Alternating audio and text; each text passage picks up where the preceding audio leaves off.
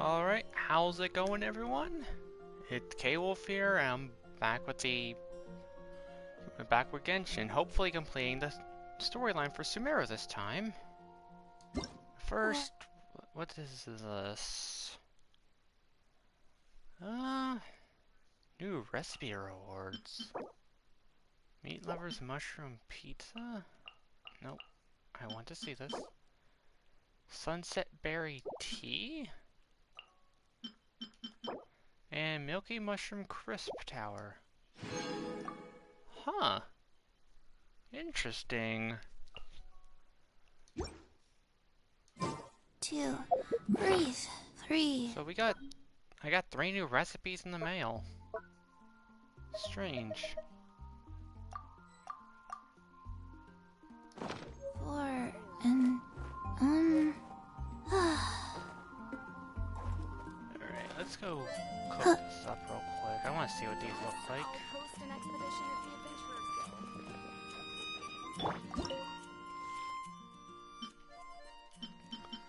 See, there was 2 blue ones.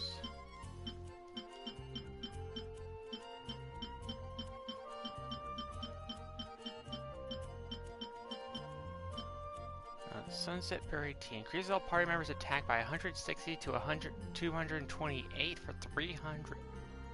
Wow.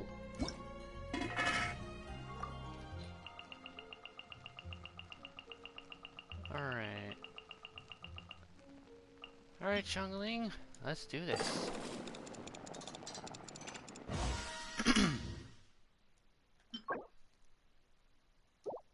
Nice.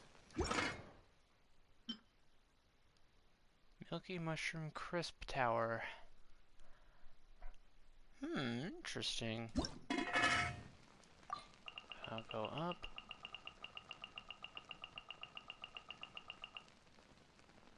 Alright, Barbara.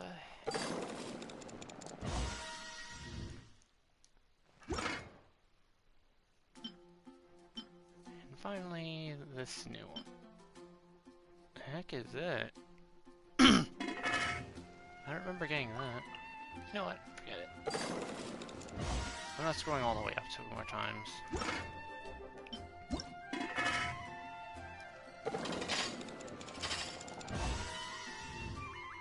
That's interesting though. I wasn't expecting to get that. Alright. Good.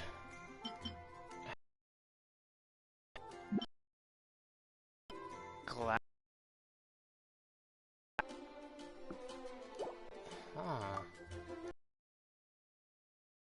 If we've got nothing else to do, why don't I tell you a story? Actually, wait, I can do that. Oh, that was weird. Something happened to the stream. Today, And it's doing it again. That's weird.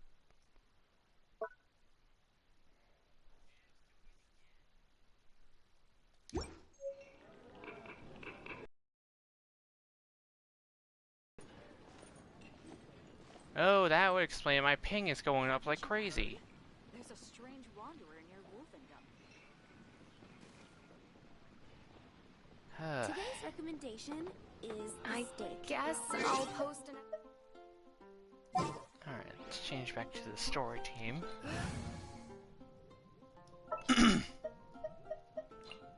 There's still a long road ahead.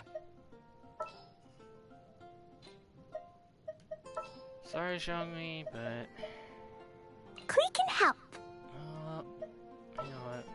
Yeah, I need A walk shield would be for now. nice. There's a strange wanderer.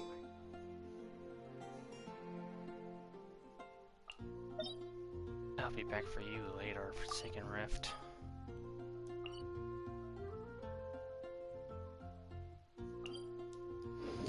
I am so close to triple crowning Klee. Oh, your first triple crowned. The English is hard. Character.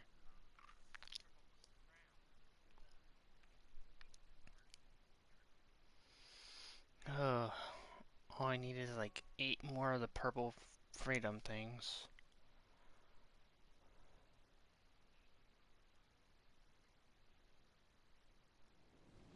before I do that, worship the statue.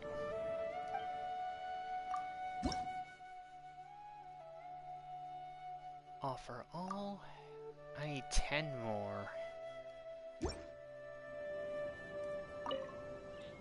I'll go ahead and make sure everyone else is healed up. Alright. And in case you didn't notice, I got Kool-Aid level 40. Alright.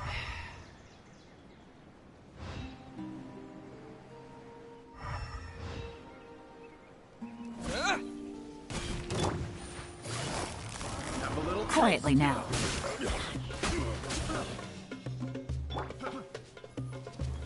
Gather!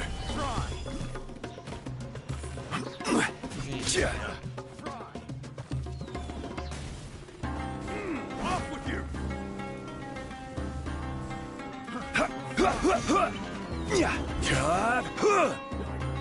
Let's see if you can do any damage to me. I think so.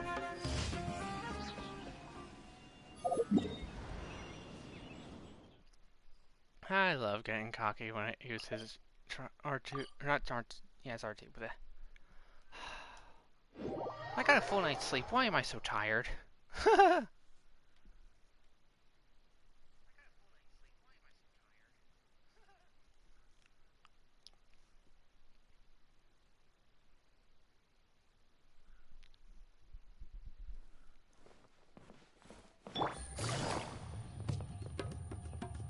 I figured Dory wouldn't be there now. Oh, she is still there.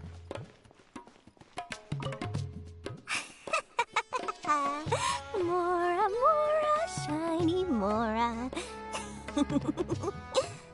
Oh, please come back anytime you need something. Gosh, she's so adorable. I need her on my team.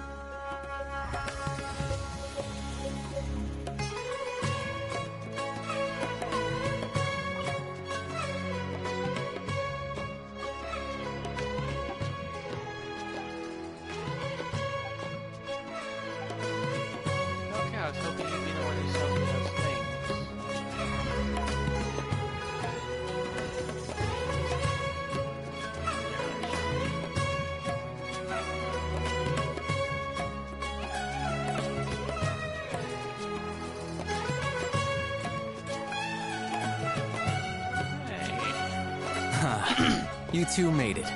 And from the looks on your faces, you were successful. Whoa, there's so many people from the academia here. Why would you pick this place as our meetup spot?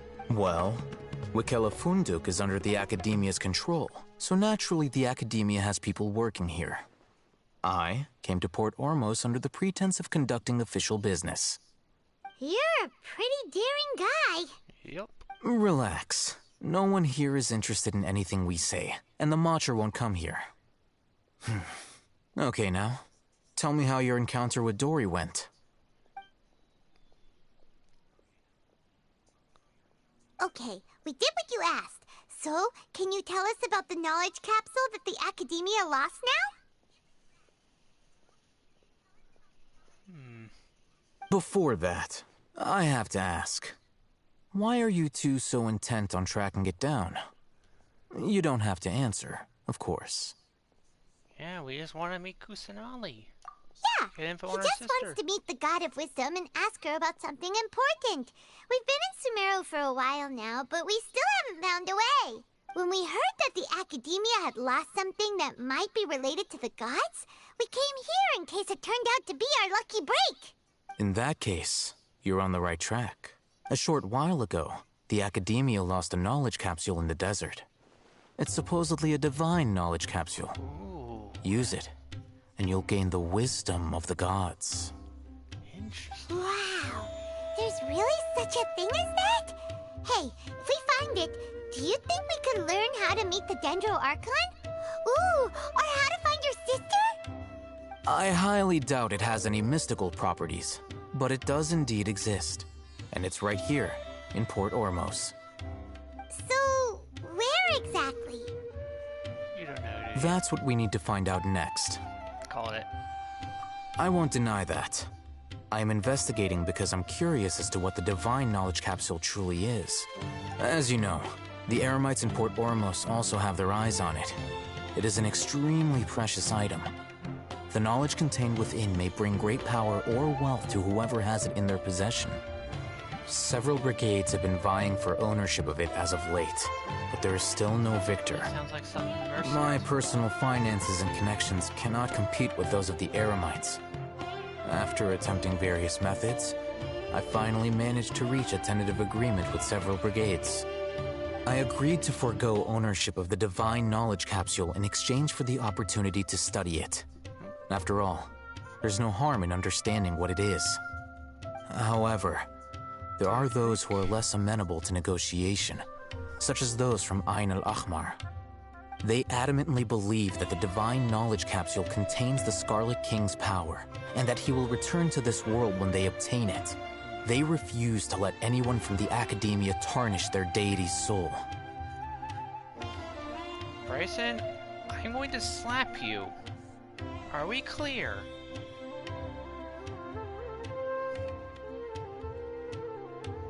Seriously, how many flipping YouTube channels can you have? Or accounts, whatever. So you kept hounding them because they refused to cooperate with you? Yes. Ain al-Ahmar isn't exactly wealthy, but its members are determined to get that capsule by any means necessary. To that end, they've resorted to many methods more foul than fair in order to amass sufficient funds. That sounds about right. So, I've been sabotaging their business to force them into negotiating with me. The Divine Knowledge Capsule should be up for a secret auction within the next few days. Each brigade will place their own bid, and the prize will be covertly given to the winner. To ensure the capsule's security and to evade the Matra's notice, the winning brigade will not publicly disclose their victory. Unless I know whose hands the Divine Knowledge Capsule ends up in, my agreements with them will fall through. Dory is the most reliable source of information, but that avenue was previously closed to me. With you on board now, the situation is different. In other words, you wanted us to befriend Dory so you could find out where the Divine Knowledge Capsule is. That's pretty smart, I'll give him that. Yes, you can say that. But this arrangement harms none of us. The day after tomorrow, go back to Dory and try to purchase information on the Divine Knowledge Capsule's whereabouts. If she has no information, wait 2 days and approach her again. If I get the opportunity to study the Divine Knowledge Capsule, I will relay my findings to you. Will that suffice as compensation? That sounds about right. Okay, then we'll meet up in 2 days. Hatham, before you go, we actually bought a knowledge capsule for ourselves, but we're not sure how to use it. You two want to try using a knowledge capsule? Sure, I can teach you. It sounds like he's trying to teach us how to use a Beyblade or something. Doing so right under the Academia's nose is a bit problematic, though. What do you say we head to the outskirts of town? Alright.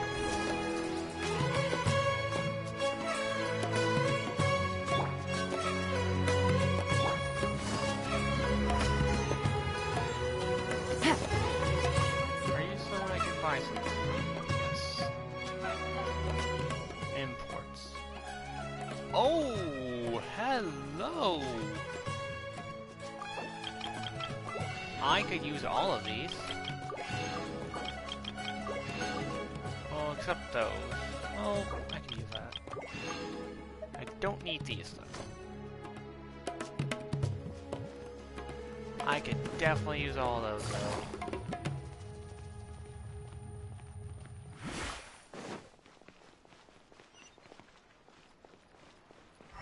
I can find a crafting table.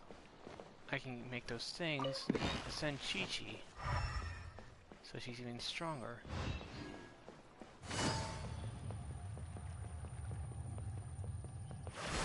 Take it easy.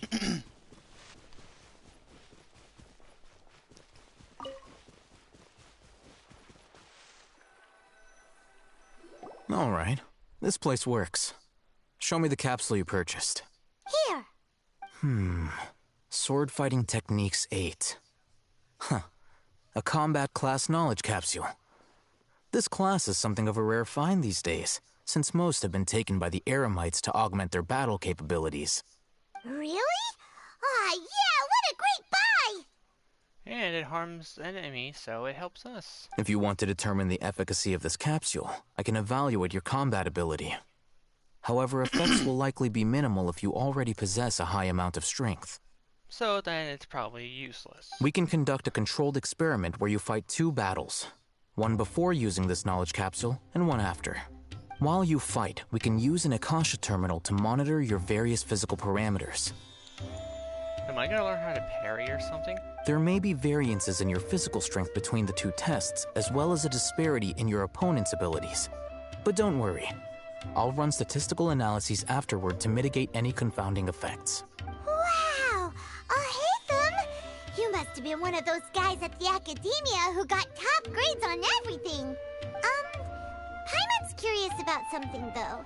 You definitely weren't one of those students who needed canned knowledge to graduate from the Academia, right? So, why are you risking getting caught by the mantra for this capsule? I believe I know why. When you are unable to understand a researcher's actions, most cases can be attributed to curiosity. This is but one theory. Sounds like you're trying to avoid the Yeah, he question. definitely is. All right, let's begin the If test. I'm right, there's a perfectly Just good fight as you explanation. normally do. Fight? Fight. Oh.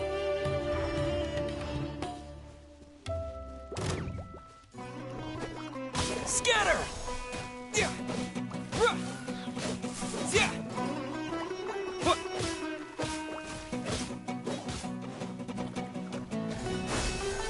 Yeah! Yeah! Ruh! Yeah! Huh! Huh! Ruh! Yeah! Huh! Yeah! Propagate! Ruh! Huh! Yeah! Yeah! Yeah! Scatter! Jumpy Dumpty go!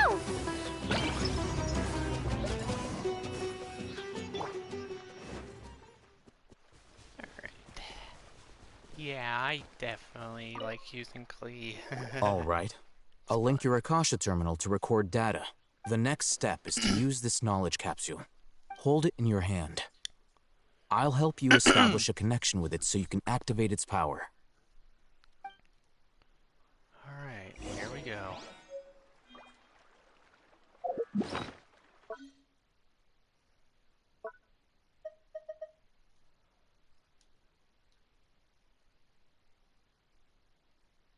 Use.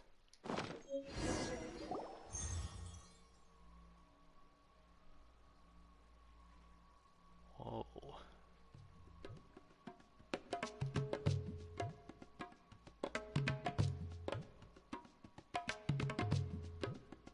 Oh, that looks awesome. Hey, how are you feeling? You mean that it worked? All right. Time for round 2. The House of Can's time. Terminate! Yeah! What? Ruh! Yeah! Yeah! Propagate!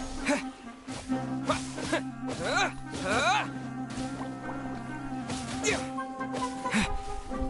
Scatter! Yeah! Solidify! Propagate!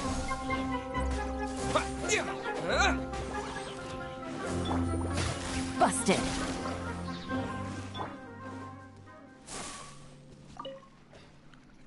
Now, I'll start recording data again. Haytham, how's it going? Well, the knowledge capsule you purchased did improve his combat capability. During the second fight, his overall fighting performance increased by 0.073%. Wait, how much?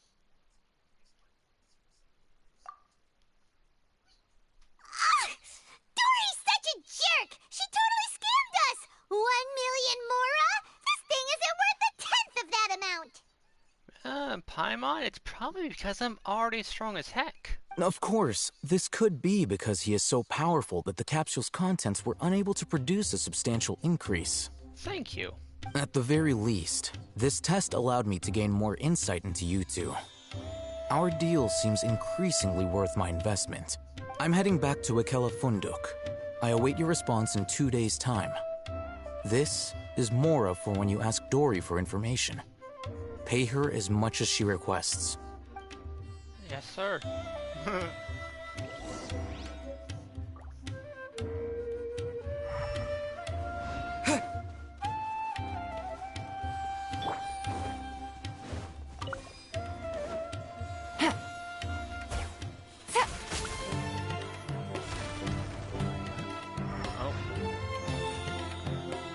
Okay.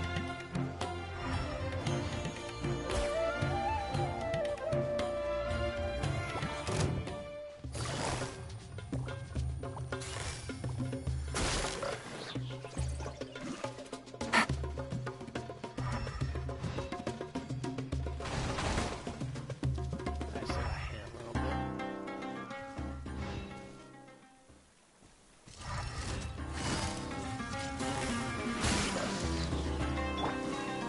Gather! Order guide you! Boing, boing, boop! Scatter! Quietly now.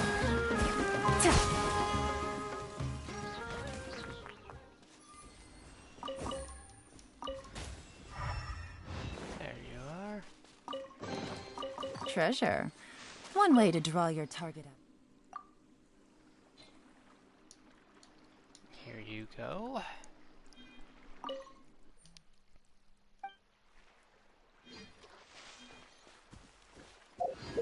Alright, how many gems do I have now? 1112, okay. About 500 or so more, and I will have a 10 wish ready. Although I don't know if I'll use it yet.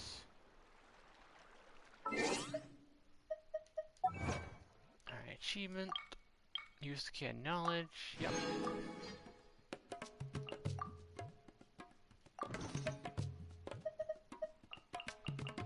Time.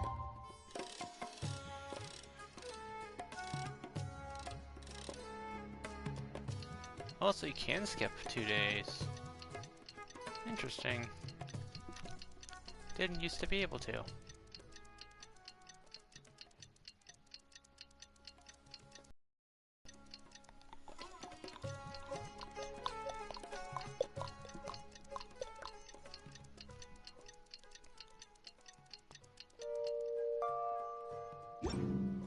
I got a new letter. Let's see Dory today and ask her about where the Divine Knowledge capsule is. Yes, ma'am. Madam Bossy Pants.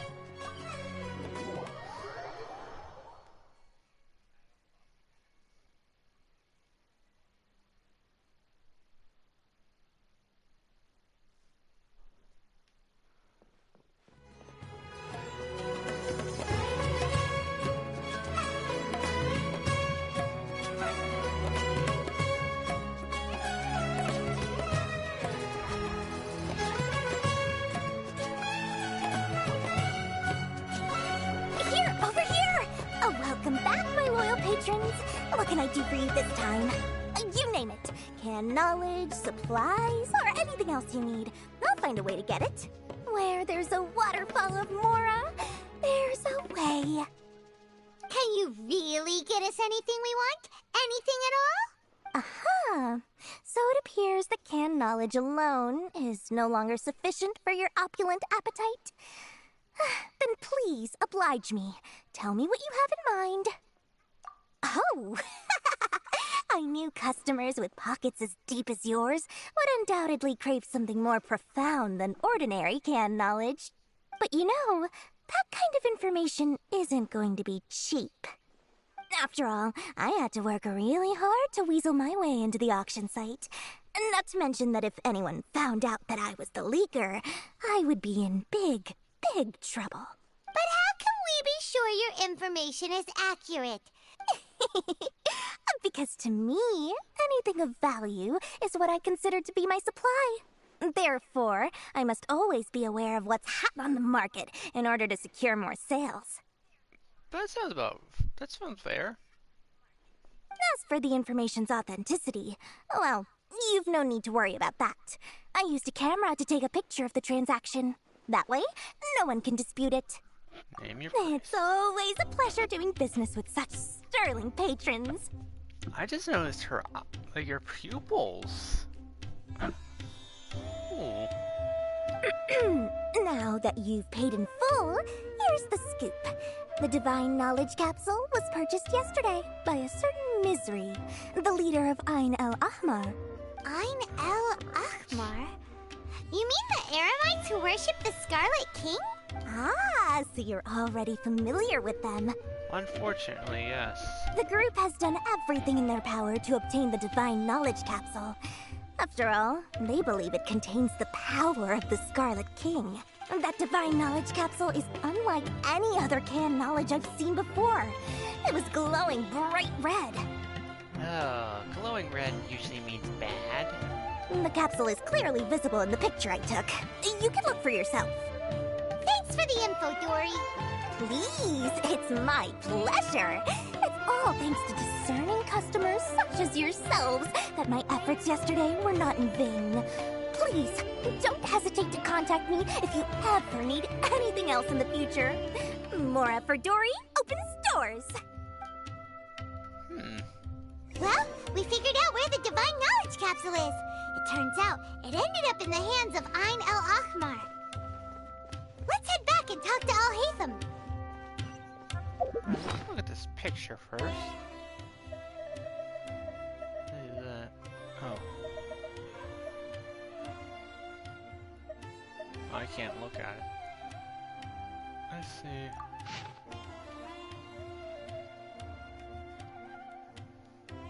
What brings you to this deep underground cave?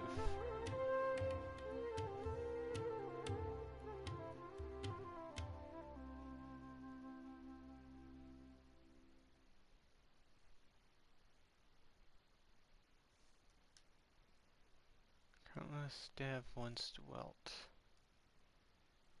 Huh? Okay, that's that little forest down there. I'll look later.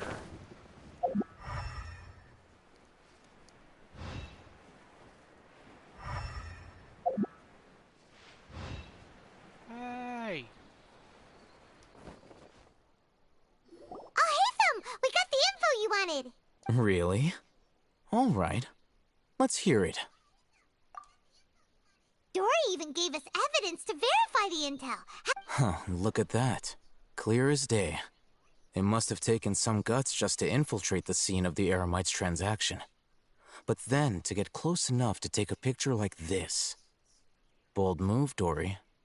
Very bold move. All right. The person in this picture is indeed Misery, the leader of Ain el-Ahmar. And the glowing red capsule he's holding appears to be the Divine Knowledge Capsule. That does not bode well. In which case, if we play our cards right, when we confront them next week, we should be able to force them to show their hand. At first, Paimon didn't get why you were provoking these Ain el-Ahmar guys. But now, it sort of makes sense. Everything's playing right into your hands. After we defeat them, we can finally have a serious talk with their boss and get them to lend us the Divine Knowledge Capsule. Good luck with that. Thank you for your time and efforts. Take a few days off while I make some preparations. Let's meet up again on the afternoon of the arranged date, 3 o'clock sharp. See you then.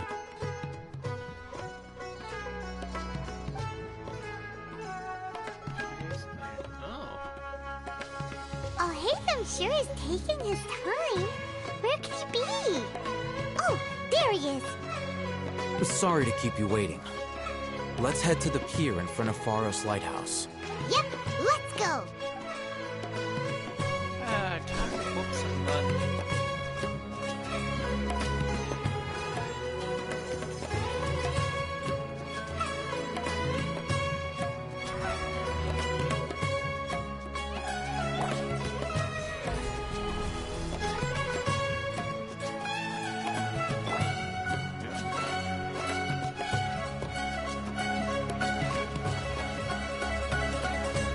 Easiest way.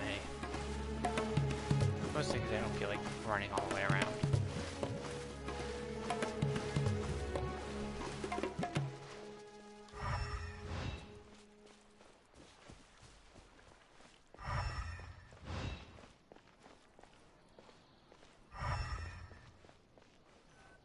Alright. I'll hate them. I knew you were crazy, but I didn't know you were crazy enough to actually show up. Only 5 of you? It was I who demanded that these negotiations take place. I was more worried that you might go back on your promise. This is turning into quite an occasion. I also brought some backup. I assume you don't mind. Backup? Aren't you the brat from the restaurant the other day? You've come to support this lunatic because he helped you out? Fine. Your funeral. Oh. I'm not going to mince my words. Once we're done with you, you'll be nothing more than fish food. Get 'em, boys! Mince? Good idea. Uh-oh, here they come. Good luck, you two. That's close enough. Phew!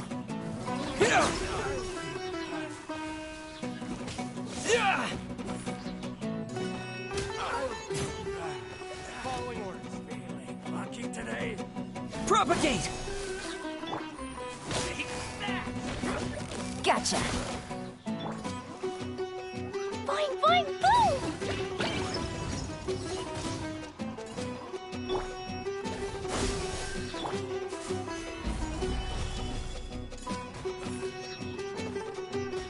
Yeah, have fun up there.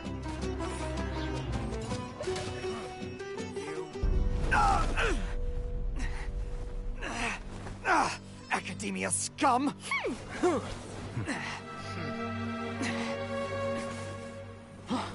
Boss! Finally! Did you use it? Great! Now we can...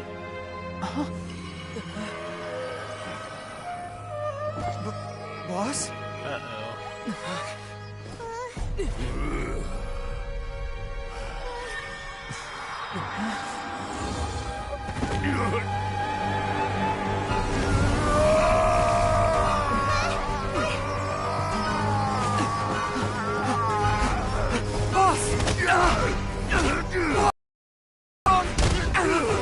What happened to him?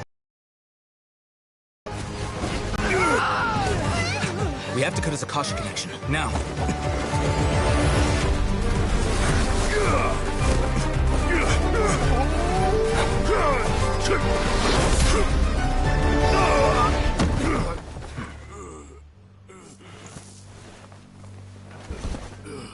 Target acquired. Arrest him.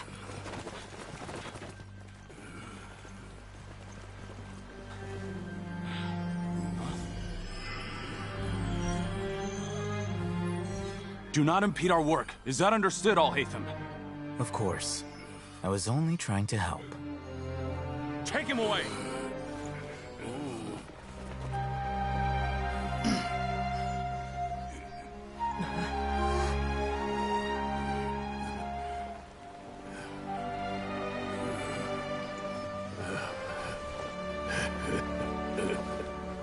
World, forget me.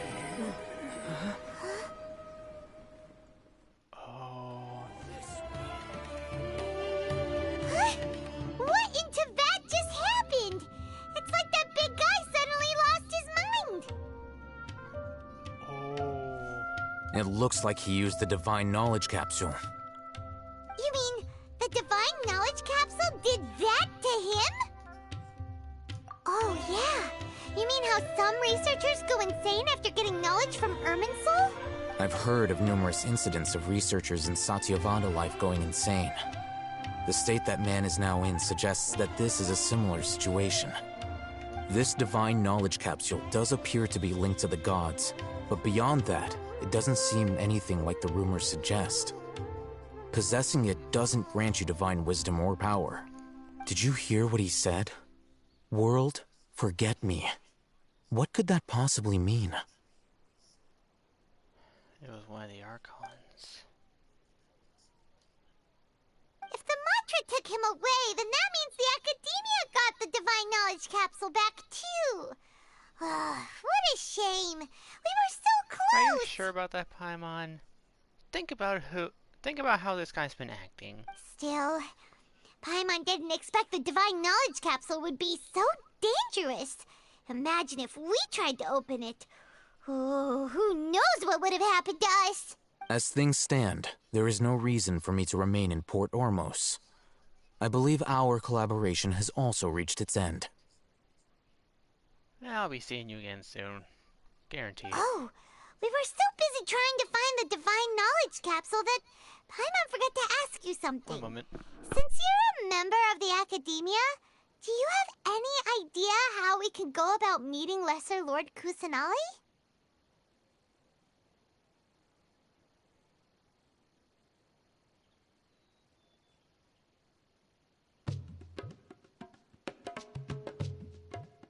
Alright, I'm back. Truthfully, I don't. Lesser Lord Kusanali appears to exist outside of Sumeru's entire administration. Most of the time, you wouldn't know she exists at all. Huh.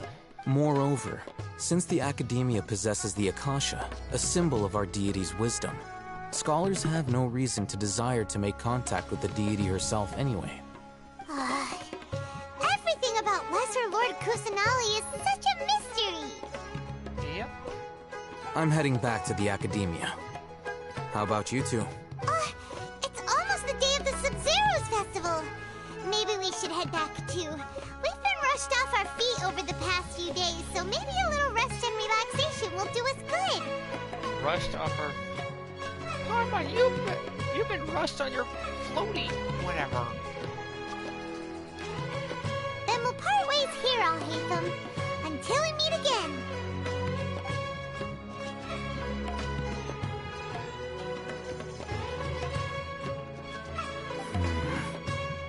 Now, do I deal with this thing first? Or should I produce the report that the higher-ups require?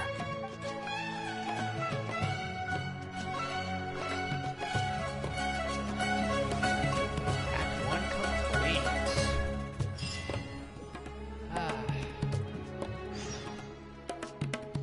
Coming of the Sub-Zero's festival. There's still more.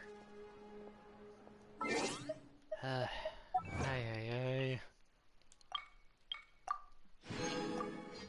Oh, that was worth 10 Prima Gems. Nice.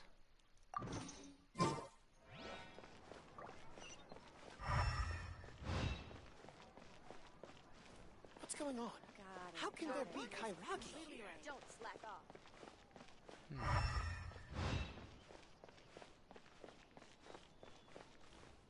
A vendor, do you have what I want?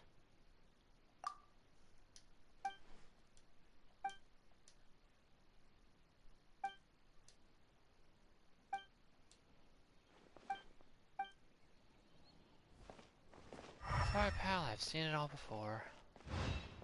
Fresh fruits and veggies.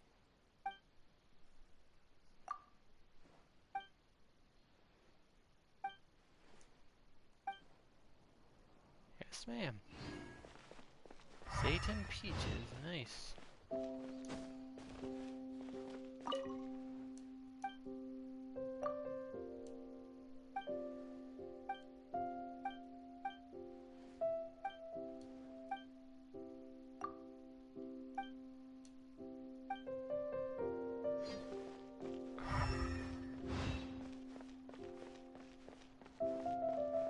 Ooh, food.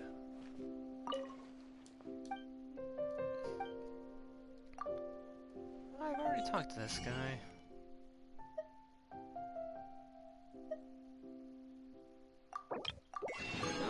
why not?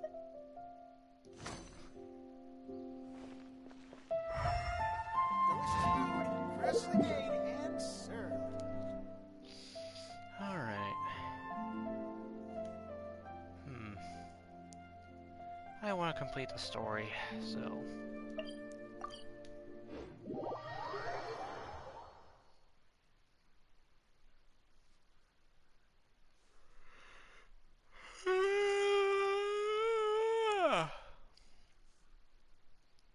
I should not be this tired. We didn't miss the Sub-Zero's festival, right? Let's hurry and find Dunyarzad. Paimon thinks she must be around the Grand Bazaar, since she showed us around there last time.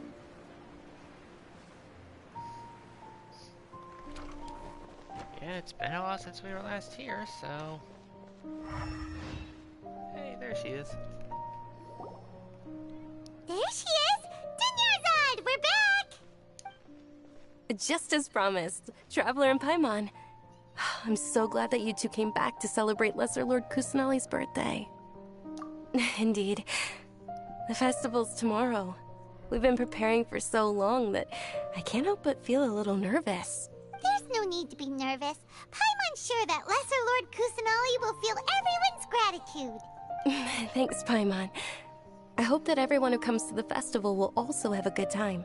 Speaking of which, did you manage to make your way to Port Ormos? Discover anything over there? Of course we went. A lot of things happened there. I see. Sounds like you two had another exciting adventure. Exciting's one word. If there is another chance, I would love to join. My lady, if you went to Port Ormos in your current state, we'd both be in for a lifetime of trouble.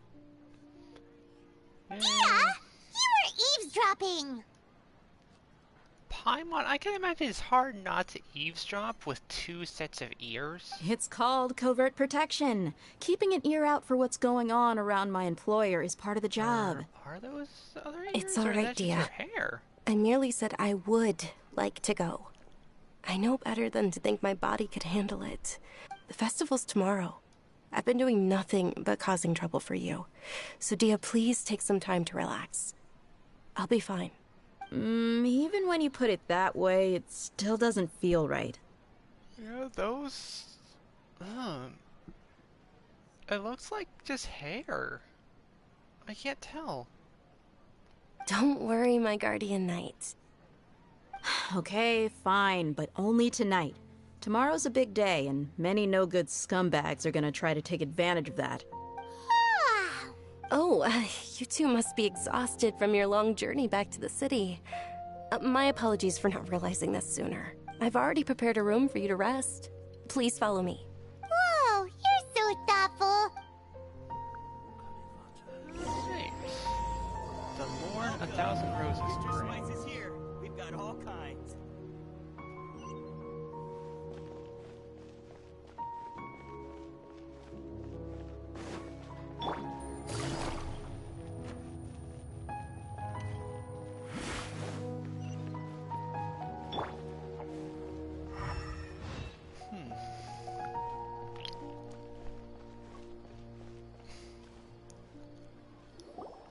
Here we are. It's also fairly close to where I've been staying. It looks really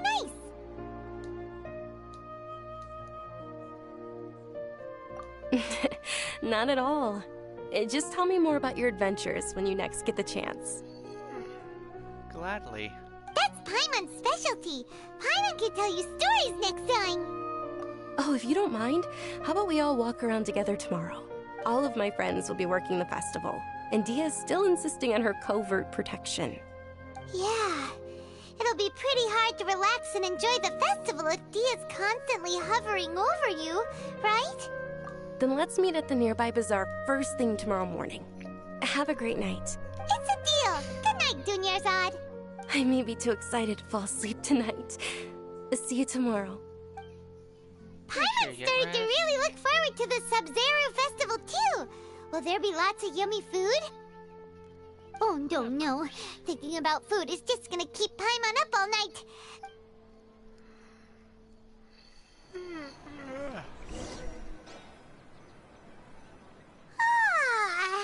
Did we oversleep?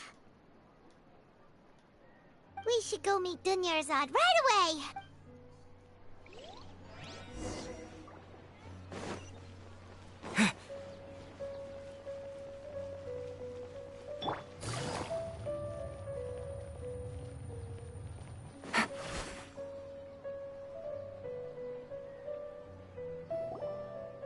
Traveler, Paimon, I've been waiting for you two. Good morning, Dunyarzad. We must have overslept a little bit. Not at all. I arrived early. Today is finally here. I must cherish every moment as if it were gold. You've worked so hard for this day. You gotta enjoy it to the fullest. You know it. It's just that, as expected, I had some trouble falling asleep last night. I'm hoping my body won't be too much of an issue today. Well, shall we? Let's start with the stalls over there. Many vendors came out of the blue to support the event. They insisted on covering costs themselves. Let's go give them some business. They paid for everything out of pocket? Oh, sounds like they're not in this just for the Mora. They all said that contributing to a lively festival atmosphere is more important than money. Especially since we don't often get to celebrate Lesser Lord Kusanali's birthday. Ooh, they're selling food over that way! Let's go... This is a stall offering foods from the HOOOWWLING feast. Oh, you could tell straight away. I thought most people nowadays wouldn't know. Mushrooms, flowers, and all kind of fruit? So, what's the HOOOWWLING feast you mentioned just now? It's another Sub-Zero's festival tradition. People used to set their tables with 7 different foods. Generally speaking, the most common selections were foods like Rukushifa mushrooms, lunar lotuses, Sumeru roses, sunsetias, kapulatas, hara fruits, and zaytun peaches. So, the Sub-Zero festival is a vegetarian holiday? Don't worry, Paimon, I'll cook you some meat later. You don't have to be a vegetarian to enjoy the spread. We just use the 7 foods to symbolize the 7 virtues of the Dendro Archon. Wait, but if that's the case, if Sumeru uses vegetarian food to represent the Dendro Archon, then wouldn't the Pyro Archon's festival be full of food like roasted fowl, juicy meatballs, grilled steak? Oh, gosh dang it, Paimon. Oh, Traveler, we have to go to Natlon as soon as possible. So Natlon is the Pyro's area. So wait, is Fontaine? I guess, I don't know. I hope your So wish maybe comes Fontaine true one is day, water. Paimon. I always thought it was fire because the people we met that come from there were red. Thanks. All right, how about we also check out some of these other stalls? Who knows, Fontaine could be in that line. Dear customers, would you like to try your hand at alchemical divination? What's alchemical divination? Those two things sound like they'd be fun to try together. Right? I thought the same when I first heard about it. It is said to be a mysterious craft invented by none other than Lesser Lord Kusanali herself. Interesting. So, how does it work? It's quite simple. After you give me any 2 alchemical reagents, I'll use them to perform a random transmutation. Sure sounds random. That is precisely what we need. After the transmutation fails, your one and only diviner here will interpret the remnants. Well, according to Lesser Lord Kusanali, everything is interconnected, and all that occurs can be traced back to fate. You could say this is a pearl of old wisdom. Why does everything sound so much more credible when Dunyarzad says it? Are you guys working together? So that's the true wisdom behind it. This young lady sure knows her stuff. So, how Alright. That. And. The sea canoderma. Okay, one moment. It's the moon. Moon? Paimon wants to take a look too! Is it? It looks more like a pie that Paimon bit into. Why is everything about food with you, Paimon? Generally speaking, the moon signifies... It means... Wait a moment. Is he really looking it up in a book? Oh, I remember now. It means illusions and lies. Illusions and lies? Illusions and lies? That sounds rather ominous. Yes, but this book says that if you trust your intuition and overcome your fears, the sun will surely rise. He's not even trying to hide his book anymore. Naturally, fate will only ever show you the beginning of a journey. It is up to you to forge your own ending. Oh, thank you so much. I'll keep that in mind. Oh, it's nothing. I'm just learning as I go. Guess that was still pretty interesting. Okay, on to the next stall.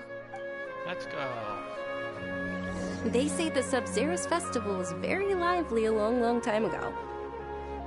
Large flower carriages used to parade through the city. As they headed towards Port Ormos, people would throw flowers, candy, and liquor all along the way. Dunyarzad's eyes are sparkling right now.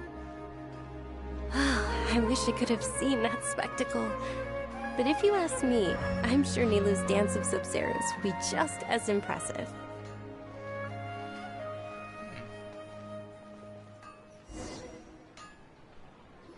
Let's see what we got here. Attention! Soldiers, fall into formation if you want any Yalda candies. Yalda candies? It's a weird guy with a weird hat. Thank you for putting that out. Hey, it's Dunyarzad! Miss Dunyarzad, the children love you even more than the Yalda candies. In the few short days it took to prepare for the Sub-Zero's festival, the children have all grown very fond of you. The Hallowed Knight of Flowers. It's an honor that you know my name. Attention! In the name of Ferris, the Knight of Flowers, I commend you on your contributions to the glorious Sub-Zero's festival. All right, little soldiers, take your Yalda candies and don't forget your loyalty to Lesser Lord Kusanali. Dismissed! Yes, Knight Ferris! Just what is going on here? Ferris, the Knight of Flowers, is another Sub-Zero's festival icon, and one immensely popular with children. In the past, the actor portraying Ferris would also sit on a flower carriage. It's all thanks to Miss Dunyarzad's sponsorship that the children can make such wonderful memories today. As are we to you, Vihar. Oh, not at all. Oh, speaking of tradition, do you want some Yalda candies? They're a festival staple, and I happen to have some boxes readied here. Take a look and pick whichever one you want. Whichever one? Don't these boxes all look the same? That is the fun part. Each box contains a random flavor. It's up to the luck of the draw. Flavors include lavender melon, hara fruit, sunsetia. Ooh, those all sound pretty good. Wait for it. And there's also lizard tail and oni kabuto. Called it. It's like those every flavored jelly beans from Harry Potter. Huh? What's up with those two flavors? Oni kabuto is a little spicier than lizard tail. Dunyarzad, you tried them before? Traveler, help Paimon pick one. Paimon wants the sunsetia flavor. It's alright. Paimon believes in you. No. I also believe in your intuition. Great. These boxes of candy are numbered 1 to 5 from left to right. Which one do you want? Number 4.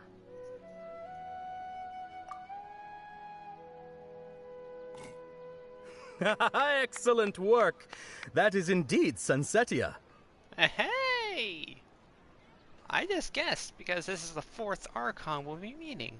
Paimon bet you survived so many epic battles because you had incredible luck, and Paimon was right. Paimon luck had nothing to do with 99% of my fights? Attention! Okay. Here's your Sunsetia flavored candy. Thanks a lot, Knight of Candies. It's Night of Flowers, not Night of Candies.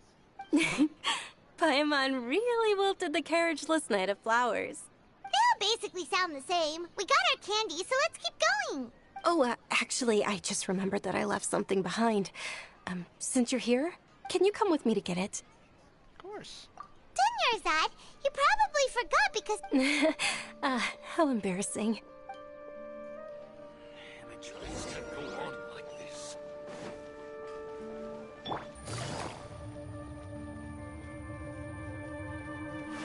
Let's roll.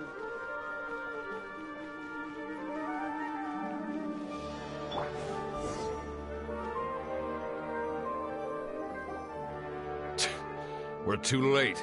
Who knew the little lady was such an early riser? I know, right? Hey, wait a minute. Boss, isn't that her? Oh no. Oh, that most certainly is. We're in luck. She's walking right into our clutches. Okay, time to beat the crap out of these guys. Those Eremites don't look like they're up to any good. Who are you? I don't believe the Homayanis hired. That's right. We haven't received any of their Mora, but I wonder how much the Humayanis would shell out to get you back. They're a gang of kidnappers! Traveler, hurry and protect Dunyarzad! Hey, did you scumbags even consider that the Homayanis might have hired a merc that outclasses you? You're... Dia! Dia the Flame Main! No wonder we mercs haven't heard anything about you for so long. You sold your unruly mane to the highest bidder. Don't speak so disrespectfully. My family started working with her as gratitude for her past kindness to us. Don't worry about it, my lady. Just some friendly banter between mercs. One punch and those rabid dogs will expose themselves for what they really are. Aren't your claws all dull by now? Don't get too cocky!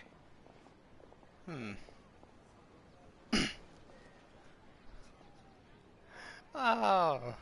Traveler, Cute. take Miss Dunyarzad to a safe location. No, we're gonna stay and help. There's too many of them. You're right. All right, fine. Please be careful, Dia. Don't waste your time worrying about me. This is my job. Look out for yourself. After I've wiped the floor with them, I'll go find you all. Alright.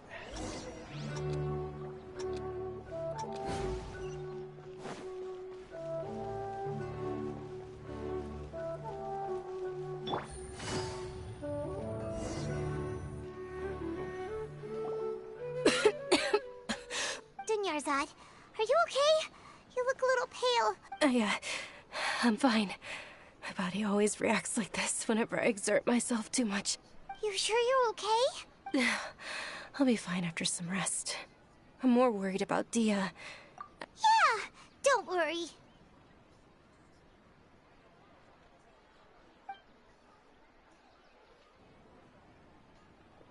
My lady, Traveler, found ya. Dia! You took care of them so fast! Any more of them? Or rather, did anyone follow you? Dia, your arm. Oh, this? I'm fine. It's just a scratch. Normally, they wouldn't have been able to land a hit on me at all, but I'm still getting used to this new greatsword. A greatsword? Please, let me take a closer look. Come on, it's nothing. Us mercs aren't as fragile as you think. Hold on, you said something about a new greatsword. What happened to the one you were using before? About that. Well, I sold it, because I was low on Mora. Stuff like this happens every now and then. It can't be. The anonymous donation that was used for the venue's final round of preparations? Hey, Miss Dunyarzad, I wasn't trying to make you cry. I'm not gonna lose my commission because I made my employer cry, am I? Okay, making your employer cry won't affect your commission, but selling your weapon without permission and getting hurt? You'll have to reevaluate your performance. You're so unreasonable, my lady. Geniazard, you're an amazing person. Thank you very much, Dia. Don't be like that. I get embarrassed really easily. So the opposite of D, Luke. Are you feeling unwell again, Genshin? My lady, your condition. Traveler, can you take her somewhere to rest? Truly. I'm sorry for the trouble, everyone. Forget it.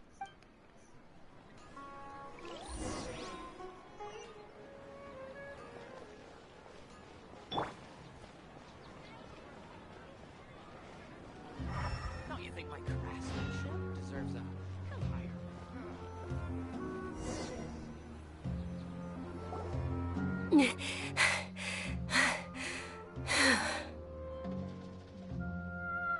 Deep breaths. Are you feeling better, Genshin? Yes, much better. Just give me a few moments and I'll be good to go. I didn't realize you were concerned about it. I guess I shouldn't continue to keep it a secret. I was actually born with Elazar. It's terminal now. Oh, God. Oh. Can't believe. Oh, you've already heard of Elazar. In that case, you probably know about its severity. Sumeru's current medical advancements still haven't been able to find a cure. The disease's progression can only be delayed through environmental therapy. Genshin. There's no need to be sad.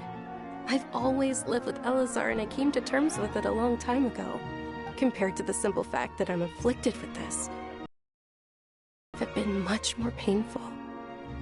Oh, God. I will one day succumb to this. So that's why her parents never let her leave, really. Did you know? Before I ran away from home this time, the world outside of my home didn't even know that I existed.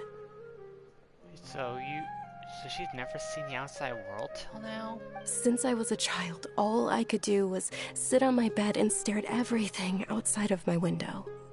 I'm sure my family's worried and disappointed in me for running away, but I just didn't want to have any regrets. I wanted to meet other people. To me, there's nothing more beautiful than being able to meet and speak with others. Not to mention the incredible time spent preparing for the festival.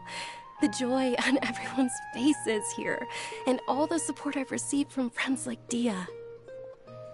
Oh, God. This way, when my final day does arrive, it will be less sorrowful.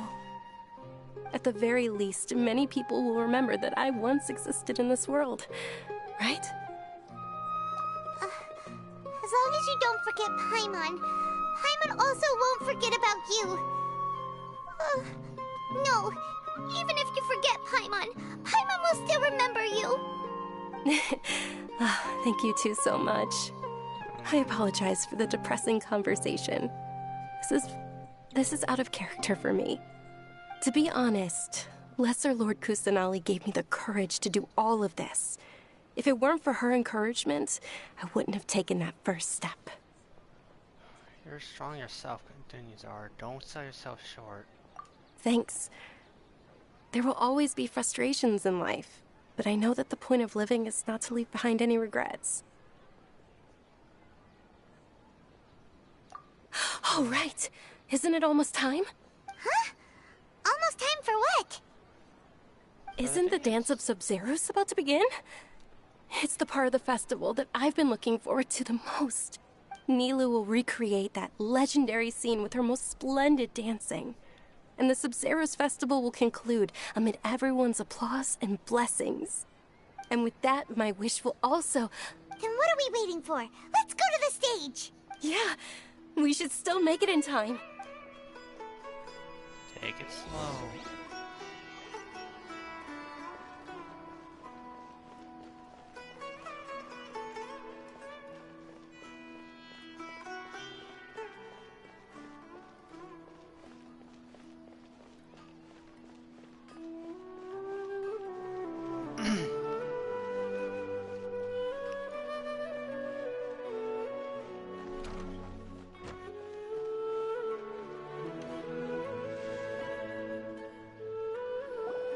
Were you not aware that the law prohibits this type of performance from taking place without prior permission?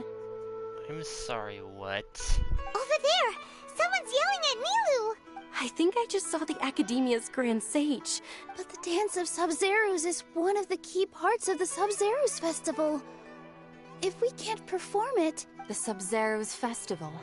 The law also prohibits the private hosting of large-scale religious festivals. Only the Academia can host such an event. If you continue to resist, we will have to order an investigation into every single event organizer. The Grand Sage has already granted you much leniency. I advise that you exercise tact. How about you both back off before I give you the business end of my sword? How did things turn out like this? The Academia was originally responsible for the Sub-Zerus Festival, but they failed this responsibility for many years. This is a hard pill to swallow, but you're right. Things would only get worse. Art, dance. Aren't you ashamed of pursuing such frivolous and meaningless activities in this land of knowledge and reason? I really want to punch him right in that monocle. Our Archon created the utopia that is Sumeru City for all scholars who sought validity, verity, and truth, while people like you wish to defile it. No. I believe that our Archon never rejected the arts. Even the goddess of flowers dedicated a dance to her. With your lack of intellectual credentials, I do not believe you are qualified to debate with me. What you should be doing is finding workers to tear down this ridiculous eyesore. Okay, forget punching him in the monocle. I want to stab him in the monocle.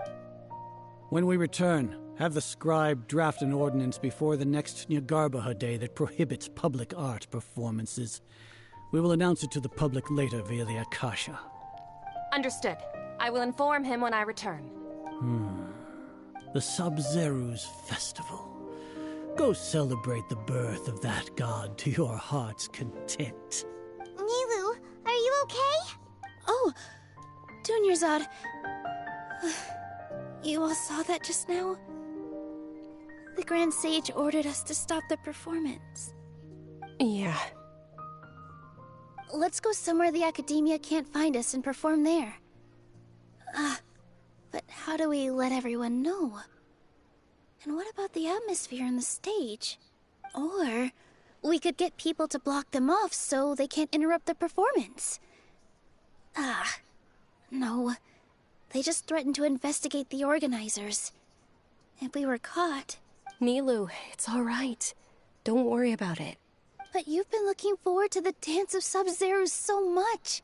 And I know how important this festival is to you. I don't want you to have any regrets. It's okay. Seeing you care this much about my feelings is more than enough. It would be too risky to continue the Sub-Zerus Festival at this point. I don't want to get everyone in trouble. If you say so. But you can sneak out for the next Sub-Zerus Festival, right? We'll make sure the next one is a smashing success. The next one. Yes. Okay. It's a promise. It will be a smashing success. I can't believe this is how things turned out. Those heartless geezers. It really is okay. There's nothing we can do about it. Baloney. Still, I'd be lying if I said I had no regrets. I would have loved to see Nilu's dance. Please don't talk like that.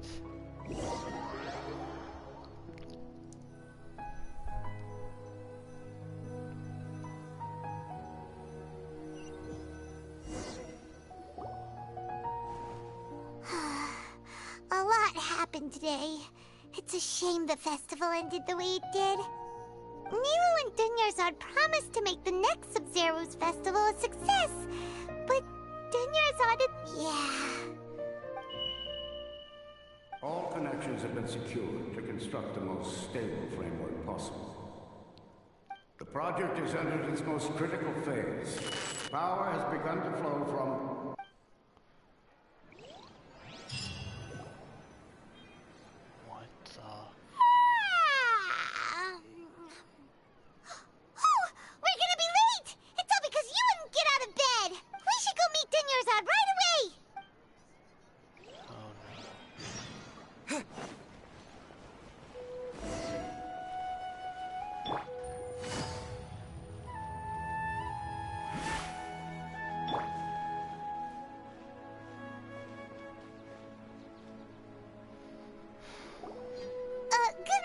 Dunyarzad. Sorry we're late. Not at all. I arrived early. You seem kinda tired. I'm doing well. There's no need to worry. Shall we go? Let's start with the stalls over there. Sure! Traveler? Why are you just standing there? Let's get going!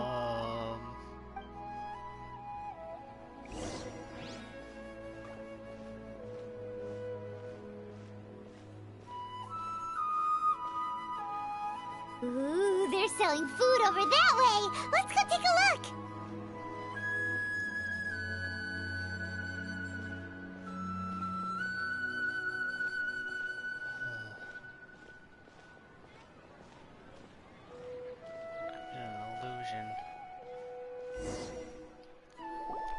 This is a stall offering foods from the Haftmewa feast. You are quite well informed, miss. I thought most people nowadays wouldn't know. They're all plants!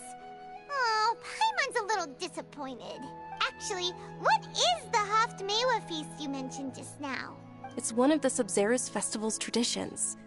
People used to set their tables with 7 different foods to symbolize the 7 virtues of the Dendro Archon. Remnants appear to be in the form of the moon. Really? Paimon thought it looked like some kind of food. The moon signifies... It's escaping me for now. Wait a moment. Is he really looking it up in a book? Oh, right.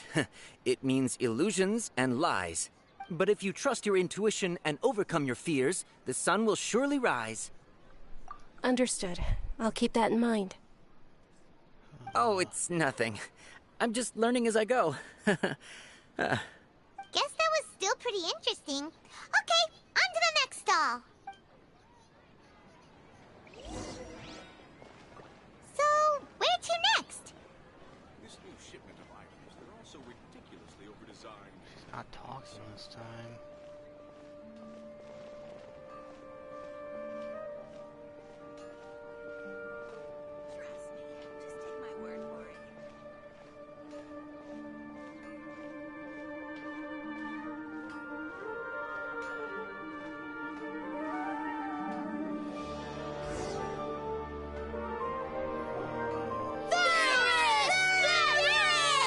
All right, soldiers. Now that you have your Yalda candies, don't forget your loyalty to Lesser Lord Kusanali.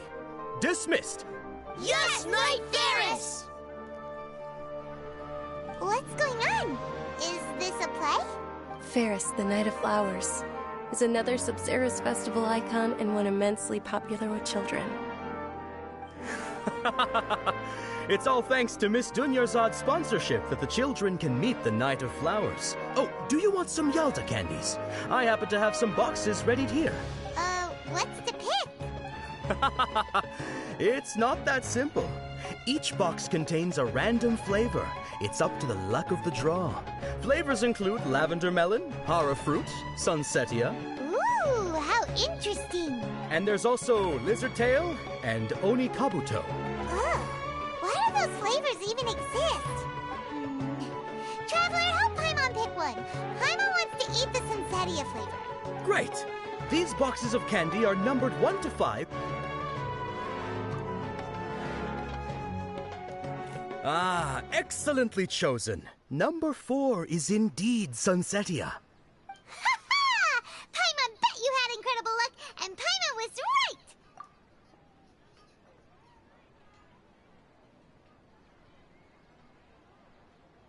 Huh? How's that possible? It's obviously random. Maybe we didn't sleep very well last night. Or maybe we slept too much. That's not it. Oh, sure. Huh? Where are you going? You're just gonna walk off like that?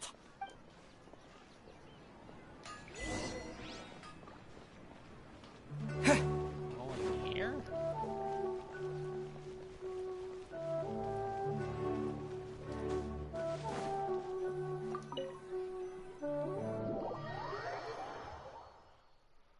Oh gosh.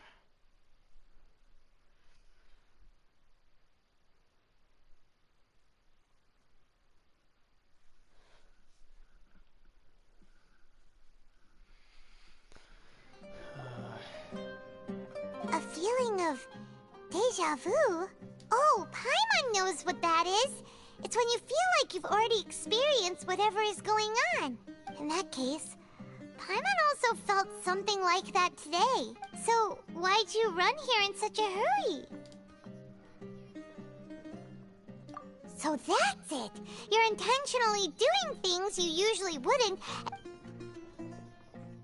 Welcome, you two. Are you here for lunch? What would you like to eat? Got it. You don't look like you're from these parts, but I gotta say, you've got good taste. Coconut charcoal cake?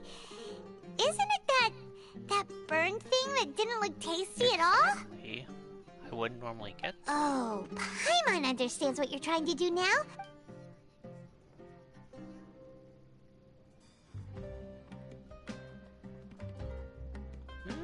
It doesn't look that bad. Thing? Honestly. Are you really gonna eat it? Isn't this going a bit too far?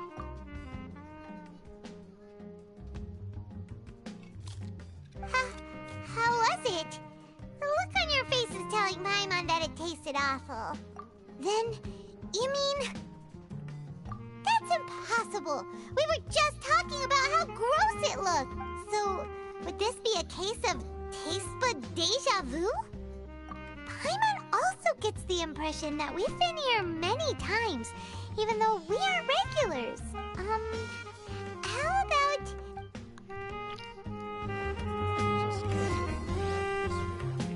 Another achievement? I'll wait till I complete this to get them. Something weird's going on here.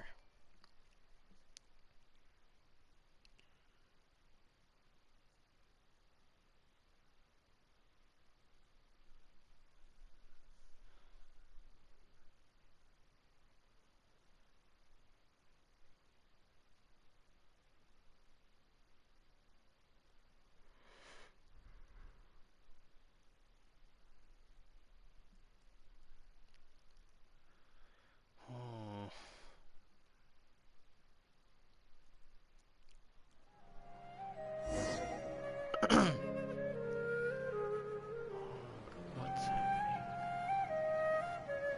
Dust bird. Hey! Dinyarzad is sitting by yourself on that bench over there!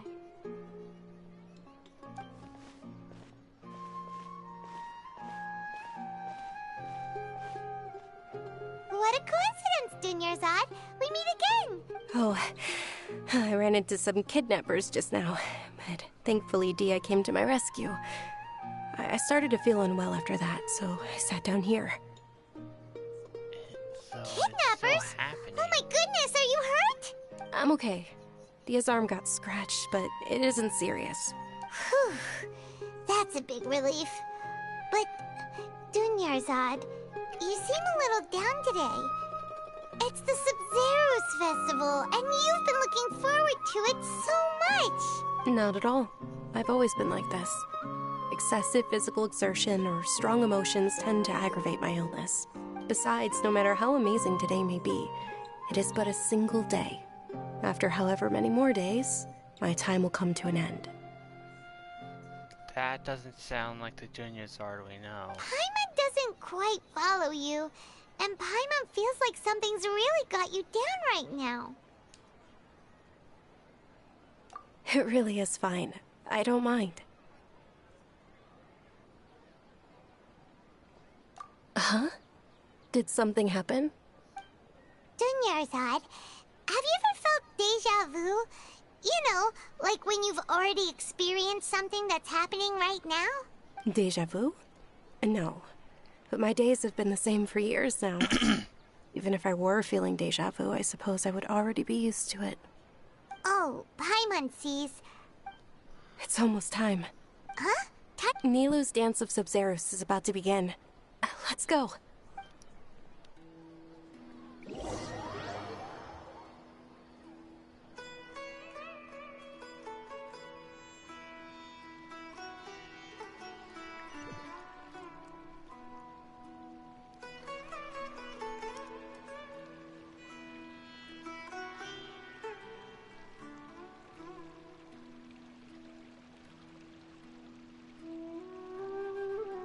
With your lack of intellectual credentials, I do not believe you are qualified to debate with me. When we return, have the scribe draft an ordinance before the next Nyagarbha Day that prohibits public art performances. Understood. I will inform him when I return. The Sub-Zeru's festival. Go celebrate the birth of that god to your heart's content.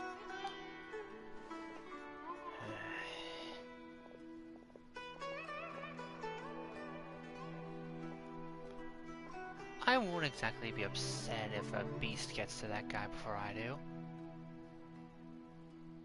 Milu, are you okay? Oh, Dunyarzad. It's okay. There's nothing we can do about it.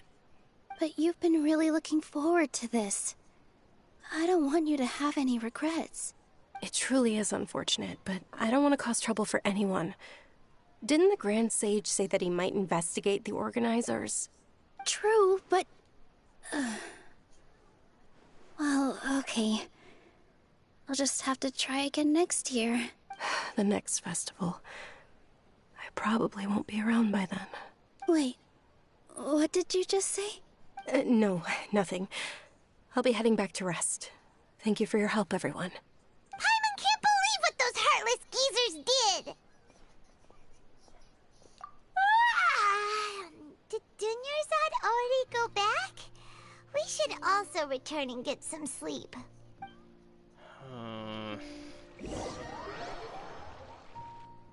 Again.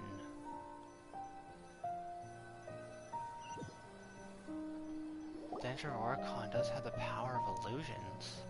So, in the end, you still couldn't figure out what that deja vu feeling was all about? Maybe it really was because of exhaustion.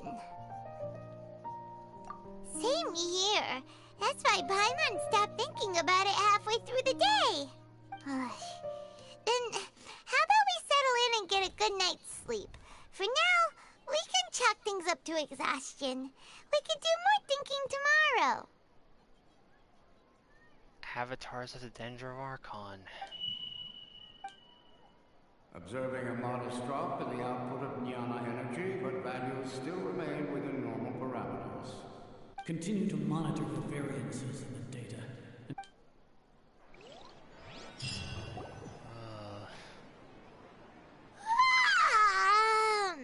Why does Paimon feel so tired after so much sleep? Anyway, we should go meet Dunyarzad right away.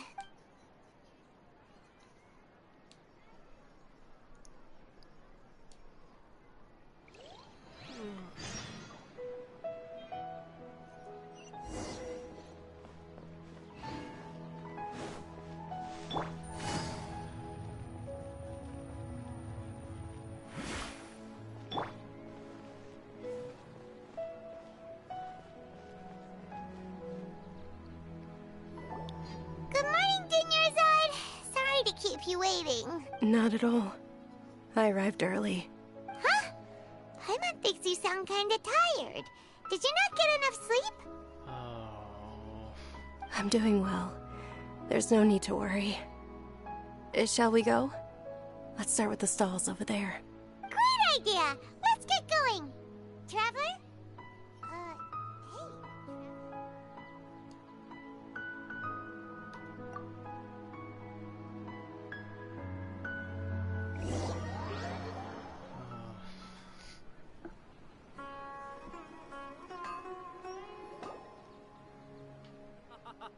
It's all thanks to Miss Dunyarzad's sponsorship that the children can enjoy the Sub-Zeru's festival. Oh, are you interested in Yalda candies? Not much of a choice. All these boxes look the same. It's not that simple. Each box contains a random flavor. It's up... They all sound pretty tasty. And there's also Lizard Tail and Oni Kabuto. Huh? What were those last two? He'll help me choose. No problem. These boxes of candy are numbered 1 to 5 from left to right. Which one do you want? No hesitation at all. Oh, congratulations! Number 4 is indeed Sunsetia.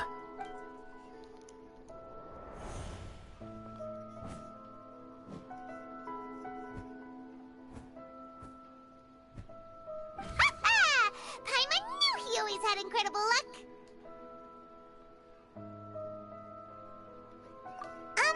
Paimon's not... Wait. How did you know? What? He was right about all of them? That couldn't have been luck. How is this possible? I packed all those boxes this morning, and they've been sealed ever since.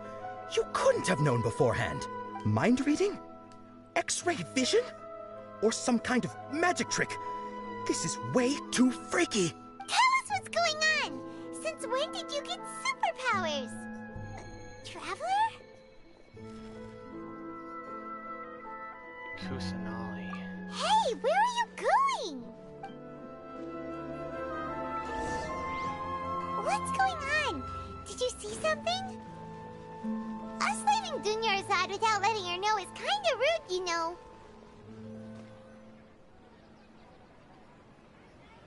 There she is.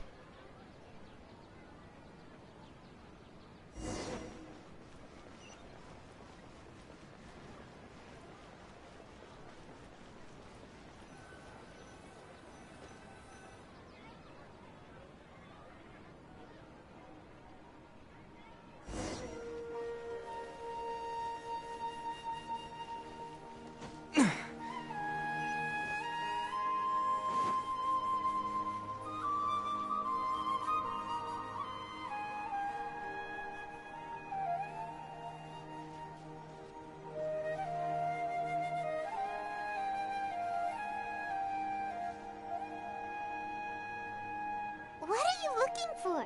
Why did we come here?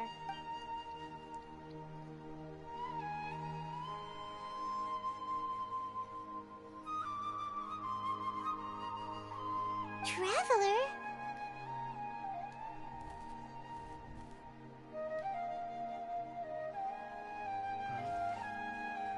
That's...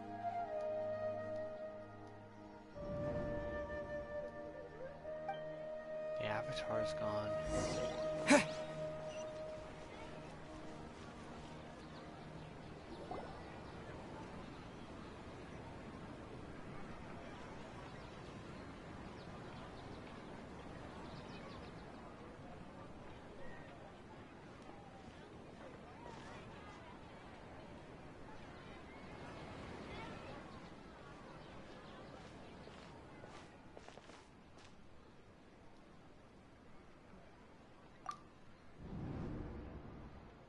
Look!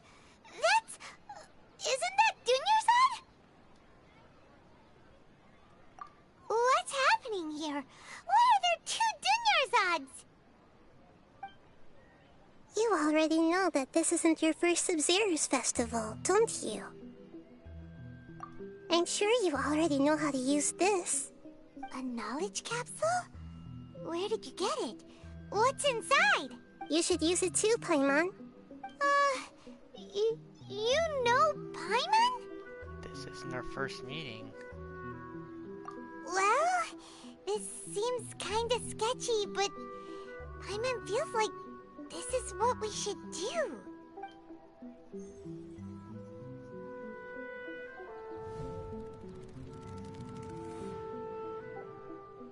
What the?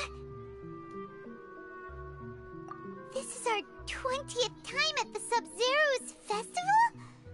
Huh? No. The 30th? 40th? Just how many times have we been to the Sub-Zero's festival? Have we been trapped in a single day? If it weren't for you, we wouldn't have even realized. What the heck was inside that knowledge capsule? Your memories are still scrambled? Try your best to remember. This isn't the first time we've met, and I answered that question a long time ago. Let Paimon think. Oh, it's coming back. Meeting you was the real catalyst for restoring our memories, and the knowledge capsule was just your means of showing our minds the way. What about everyone else? Why are you only helping the two of us? Your sense of deja vu is stronger than everyone else's, yes? As for an explanation, you two received the blessing of Dendro. And you also have special, sensitive constitutions. It was as if a single sheet of paper was separating those memories from your consciousness. A familiar question. I think this is the 7th time you asked that. As you can see, she isn't doing well. You probably sensed it too. The Dunyarzad you were just with is different from the first Dunyarzad you met. That first Dunyarzad is in front of you right now, and she doesn't have a lot of time left. Looks like you're almost done sorting out your brain. Oh yeah, I'm Nahida. Good, you passed the test. What's happening? You can awaken our memories, and you seem like you know what's going on. Oh, wait, please don't tell Paimon even you don't know. Everything in this world runs in a loop. This cycle is called a samsara. You, me, and everyone else are all stuck inside a one-day samsara. As for the truth, that's on you to find out. If you were told the truth instead of discovering it yourselves, it would literally blow your minds. I don't know how you'd be after that. I can only give you surface-level help, like bits of information and subtle hints. For the rest of the time, I'll be doing all I can to slow down Dunyarzad's illness. She looks like she isn't doing well at all. Her illness gets worse after each Sub-Zero's festival. If we can break out of the samsara, I might be able to save her. But as things are right now, she's just a small bird in the sky that's about to lose its last feathers. All I can do is raise a gale to delay her fall. You sure love to use weird analogies. Analogies are wonderful tools. They let you use existing knowledge to understand unfamiliar things.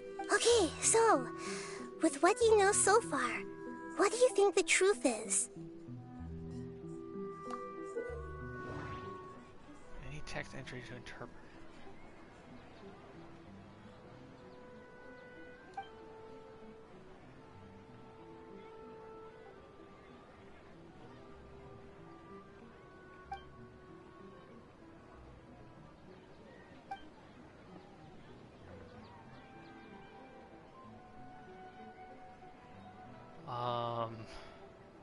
I feel like I'm gonna mess this up big time.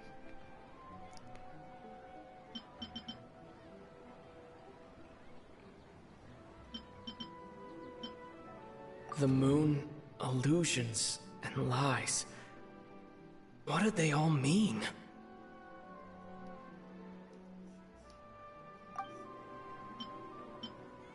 My mind feels exhausted, even though I haven't done too much thinking. What is going on? What's happening right now seems to have happened before. This feeling has been getting stronger and stronger. The Grand Sage said, "Go celebrate the birth of that god to your heart's content." We've already experienced the Sub-Zeru's festival many times, and the day of the festival seems to be in a perpetual samsara.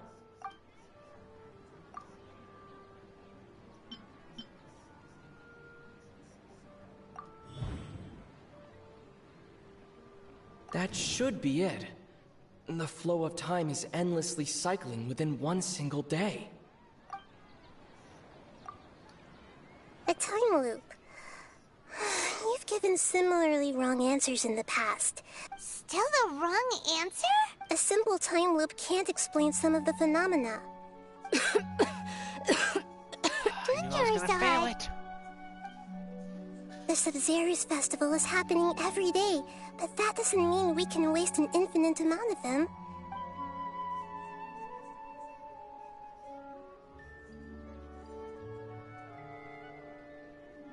Let's think about our current situation. To save Dunyarzad, we have to escape the samsara of the Sub-Zeru's festival. And to do that, we need to figure out what's happening.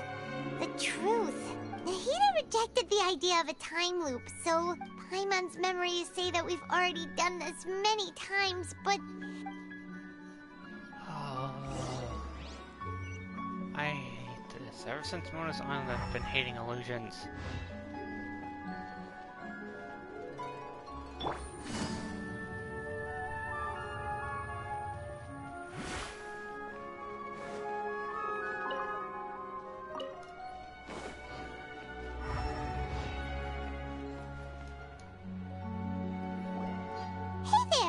Hey, it's you guys again. She's feeling a little unwell. I see. Did you come back to buy something?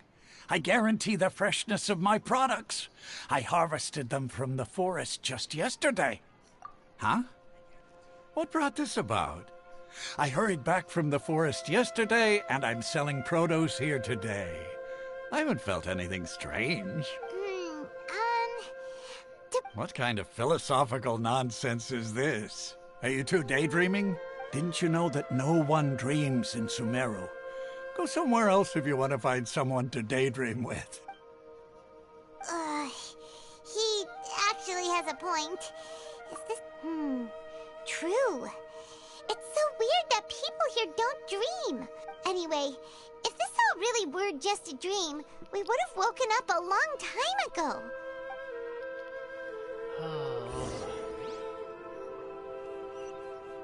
Alright.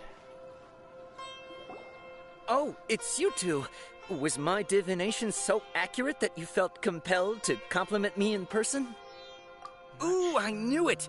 I told you, the god's divination is highly accurate. You just hadn't fully understood its significance yet. You're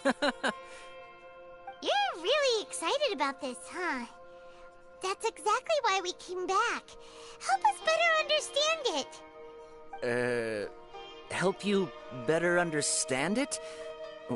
Well, that isn't exactly what I excel at. So, you're admitting that you don't have a clue? Anyway, what kind of situation did you get into? Huh? Hold on a second. I thought you guys just lost your wallet or fell for a scam. What you just said, are you serious? Does that kind of thing actually happen in real life? Paimon knew you weren't going to believe it. Marvelous. Truly marvelous. I believe you. Recall the interpretation of your divination. The moon, illusions, and lies. It really felt like an omen. When you say it like that, the divination does sound like it's related to what's going on. Can you read any more into it? I believe that the Archon's revelations are never more than vague hints. Anything more specific is beyond the reach of mere mortals. The book only says, if you trust your instincts and overcome your fears, the sun will surely rise. So that's how it is. Looks like fortune-telling is just fortune-telling. It's no good for practical problems. If only we could talk to Mona. We haven't made any progress. Who else can we talk to? Paimon remembers that we tried talking to her a couple of times, but she always thinks we're playing pranks on her. You think she'll brush us off again? Yeah, if we tap into Dia's strong sense of responsibility as a mercenary, then she'll definitely take us seriously. At this time of day, Dia's probably just finished beating up those kidnappers.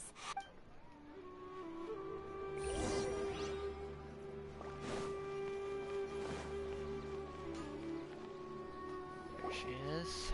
I'm fine, my lady. It's just a scratch. Perfect timing. Both of you are here. Paimon, Traveler, you came at just the right time. Listen, there was a dangerous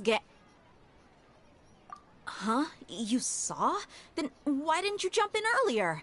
If someone was protecting Miss Dunyarzad, I could have went all out. Anyway, can you do something for me? You want the Traveler to take Dunyarzad somewhere to rest up while you check to see if there's still any kidnappers around. Did Paimon get that right? How did you know what I was going to say? We need to say something convincing. Dia sold her greatsword to raise additional funds. And then she was injured because she wasn't used to her new weapon. Tell her, Traveler! I didn't tell anyone about that. Including Miss Dunyarzad. You couldn't have known. And just now, you literally took the words right out of my mouth. What's going on? Alright, so this is the situation. It's kinda hard to believe what you just told me. First, let me make something clear. Most of us desert dwellers might not be the scholarly type, but we do have basic common sense. She's quieter than usual. Uninterested in anything and really gloomy. Yeah, she isn't the same as before, but her parents said that this is how she was like at first. Huh? At first? I don't quite understand what you're all talking about. I'll go rest on the bench over there. My lady, are you angry? All right, I'll give you the benefit of the doubt since you knew about my greatsword. Let's make this a quick trip.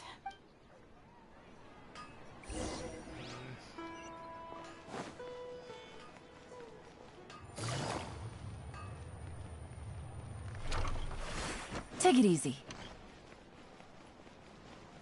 Hurry, hurry, hurry.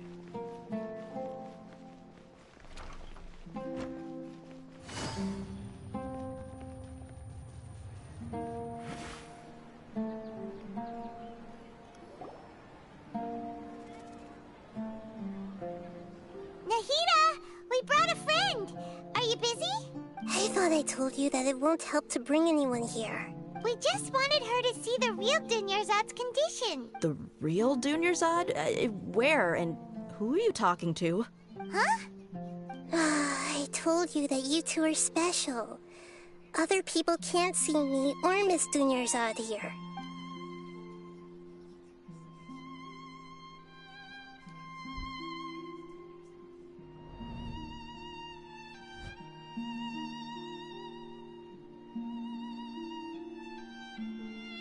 Hold on.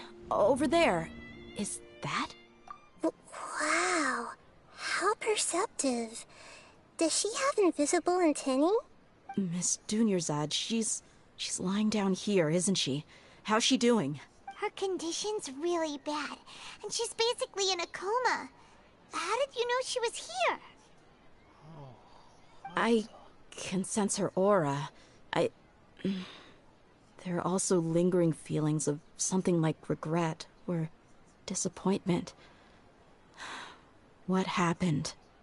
Do you believe us now? The Sub-Zero's festival has been repeating itself. So, you think the sages are behind this? Yeah, they've always been against us. Wouldn't surprise me if they're using the Akasha to intentionally repeat the Sub-Zero's festival as a sick joke. You have a point. Aside from the Dendro Archon, the Academia's sages are the only ones in Sumeru who could pull off something like this. Maybe there's more to the Akasha than we know. Right! Didn't you awaken our memories using something that looked like a knowledge capsule? The Akasha relies on the power of a gnosis to operate, as it is the manifestation of the God of Wisdom's power. It compiles the wisdom of the entire populace, and it grants knowledge to the people. A gnosis could do that? No wonder the Akasha is so magical. It's being powered by the gnosis of Sumeru's Archon. So, this Nahida you mentioned, what did she say? She said, and Paimon quotes, "The Akasha relies on the power of a gnosis to operate, as it is the manifestation of the God of Wisdom's power. It compiles the wisdom of the entire populace, and it grants knowledge to the people." Wow, Paimon, that's basically word for word. Compiles the wisdom of the entire populace and grants knowledge to the people. Wait. I get the grants knowledge part. That's what people have always used the Akasha for. But compiling the entire populace's wisdom? How does that work? Did she mean that the sages enter new knowledge into the Akasha? Oh, yeah. That sounds about right. What do you think?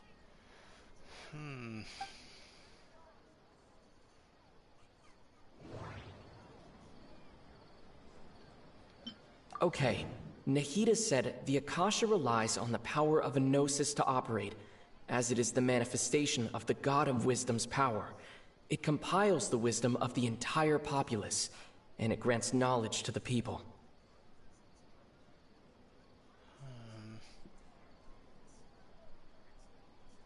Let's see. People in Sumeru don't dream. What a strange... People in Sumeru... My mind feels exhausted. Okay, I think I know what I get the grants knowledge part. Did she mean that the sages enter new knowledge into the Akasha? Oh, yeah. That sounds about right. What do you think? I believe I know. Okay, Nahida said the Akasha relies on the power of a gnosis to operate. My mind feels exhausted. You mean the Akasha is causing our mental fatigue? Huh. Now that I think about it, my head's been feeling unusually heavy. That's why they've been When the giving desert everybody dwellers set off on their quest for knowledge, a sage once said, knowledge always comes at a price. Compiling the entire country's knowledge. You think the Akasha pulled a 180 and is extracting information from us? Who knows? The Akasha can put knowledge into our heads, so who's to say that it can't also poke around in there? We don't know any specifics. What's the point of doing something like that? Just think about it. If you could combine the knowledge of every single person in Sumeru, then you can basically turn Sumeru City into a single massive brain. This hive mind could make breakthroughs in problems that even the smartest geniuses can't crack. An excellent deduction. And the analogy comparing Sumeru City to a massive brain?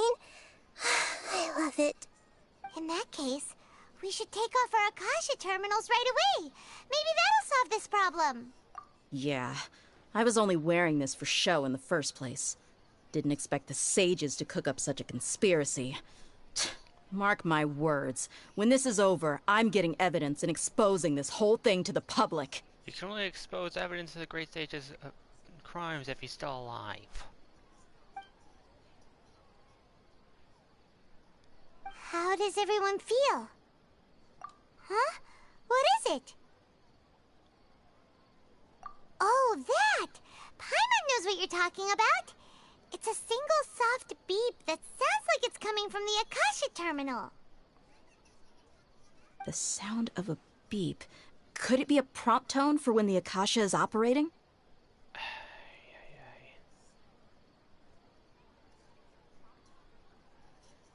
Sorry about the thing. That's probably an important clue. We weren't using our terminals, but we heard a beep anyway. Traveler, did you hear that? I heard it too. Our ears aren't messing with us. There was definitely a beep, but it sounded like it was coming from inside my head. We took off our Akasha terminals.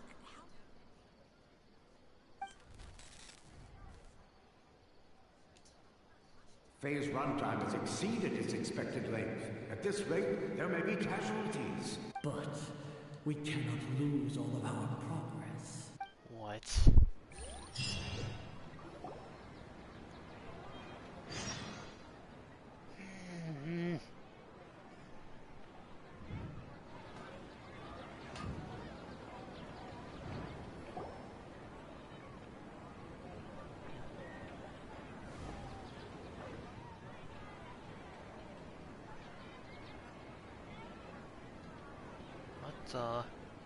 Paimon remembers everything!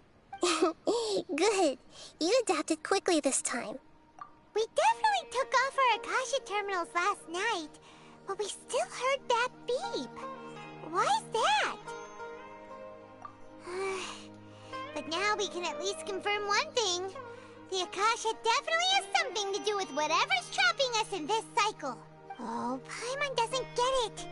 Why would the Akasha go this far if all it wants is everybody's wisdom? It's extremely difficult for lab rats in an experiment to understand why they're being treated the way they are. If we're lab rats, then what are you? Nahida, you've never told us anything about yourself. There's a reason. I guess I'm the moon. The moon? Wasn't that the result of our divination? Anyway, knowing who I am won't help you get closer to the truth, so you should focus on other things. Don't get distracted and miss any clues. Okay then.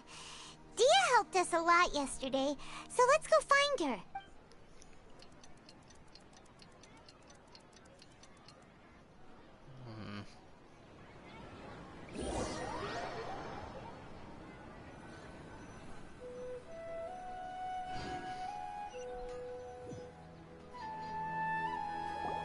Ah, there you are. I've already taken care of those kidnappers. My lady, did you get hurt? Dia? What's wrong? Why are you both gawking at me like that? You didn't get hurt this time. Huh? What do you mean this time? Why are you so surprised that I managed to get out unscathed? Those kids were amateurs.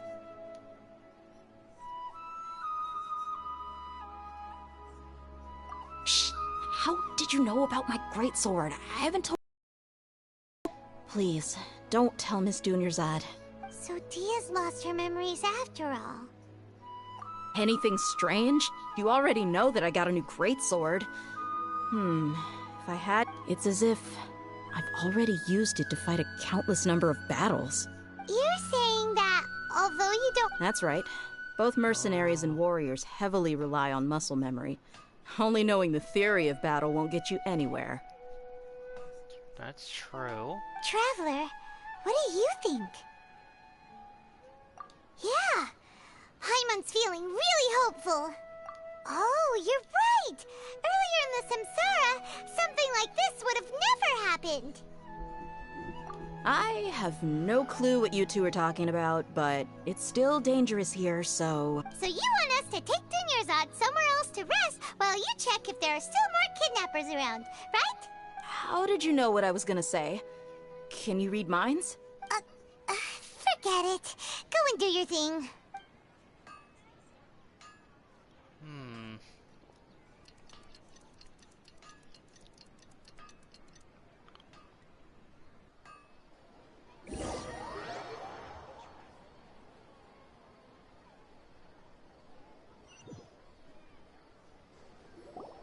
Whew. It's finally nighttime. Aside from Dia not getting injured, everything seems to have stayed the same.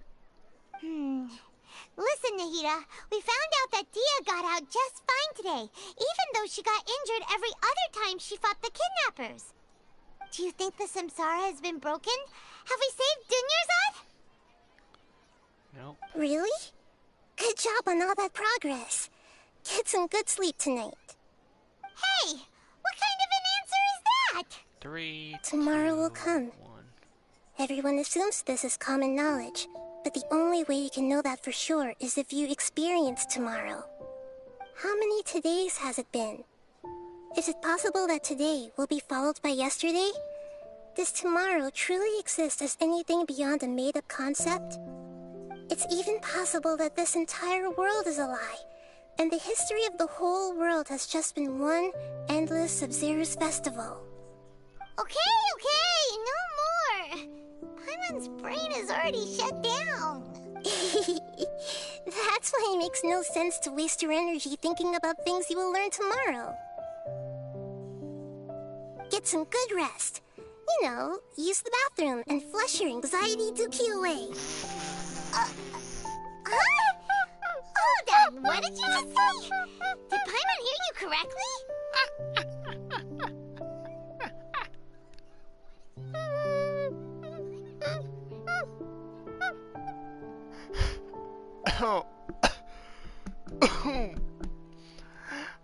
Oh gosh. Huh? People always say they feel a sense of relief after they take a duk-duk. That's why I suggested you could try that. Is that so strange? I'm trying so hard not to be loud. It's so strange and so against common sense that Paimon's at a loss for words. You were sounding kind of smart just a minute ago. Yeah, even though it's happy and lively at the Sub-Zero's festival every day, it feels like it's been a long time since we've really gotten to relax. Continue the harvest. Compared to what we stand to achieve, these sacrifices are trivial.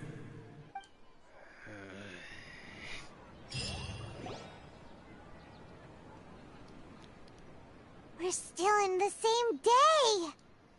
Nahida, you already knew last night that we didn't break out of the Samsara? Why did you tell us? Would there have been a point? You would have spent the night with new worries, with tomorrow still out of reach. She's not wrong. In that case, you might as well rest within that brief moment of hope. An opportunity like that doesn't come by often, and I thought it might help you clear your minds. Paimon thought that Duke did that! Whatever. Guess you were looking out for us after all. Of course. In the time we've been together, you two have been everything to me. Paimon's flattered and everything, but maybe you're taking things a little fast. What I mean is, even though I had asked you to solve this puzzle, you two are still the only ones who can see me and sense my presence. Huh? In other words, if you weren't here, I may as well not exist. That's why you two have been everything to me. Get it? Nahida's talking about confusing stuff again. Anyway, that's enough chit-chat. So, Traveler, did the new clues yesterday help you gain a new understanding of the situation? Huh? Why are you scrapping your previous theory? Oh, yeah, you're right! Gosh, how did we not notice that? In a simple time loop, people's physical conditions should also reset. So, what's your new hypothesis?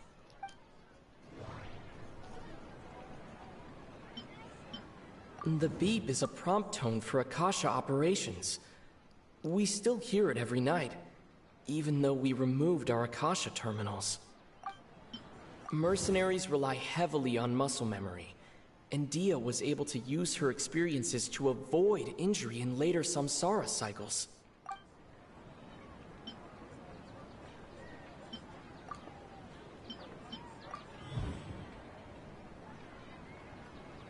If all our memories of a day are erased at the end of that day, then we would unwittingly relive the same day again and again.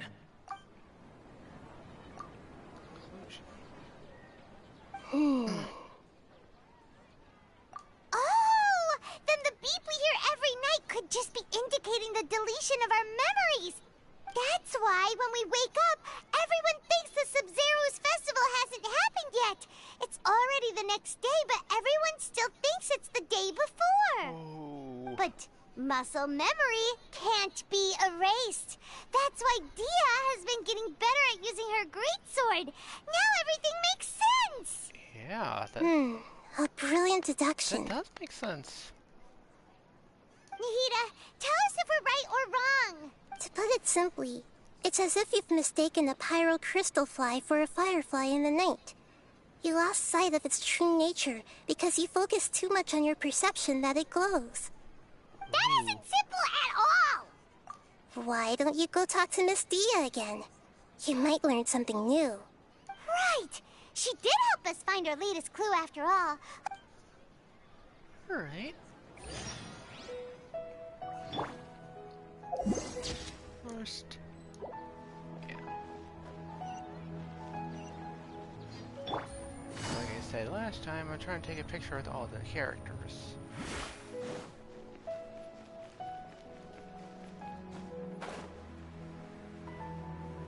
I don't know if I got one with Daya yet.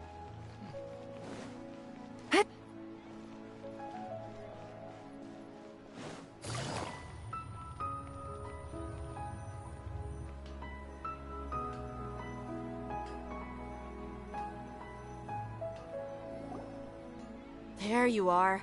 Really took me a while to find you. As expected, Dia also didn't get hurt today. Get hurt?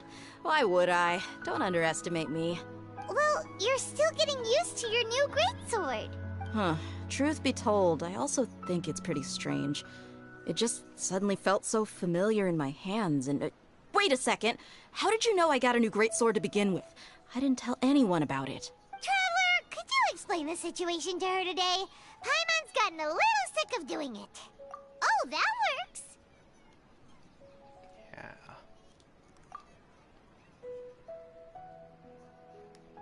What happened to you guys while I was gone? Did you get brainwashed by some cult? No, we're all brainwashed. Don't think too hard about it. Just take what we're saying at face value. Alright then, let me get this straight. You're telling me that my body's already gotten used to this greatsword, but my brain just doesn't remember it? Exactly. Yes, your memory's being erased every day. Then I'd have to disagree. That's impossible. Oh? Why do you think that? If we've actually been reliving the Sub-Zeru's festival day after day, then what happened to the things we used, the money we spent, the food we ate? Common sense says my wallet should have emptied itself a long time ago. There's no way I wouldn't have noticed that. That's true. Right. They could use the Akasha to record what everyone did that day, and then use the city's resources to replenish everything. It's not very likely, but it's also not impossible. No, it is impossible. I've got proof. You have proof? Where?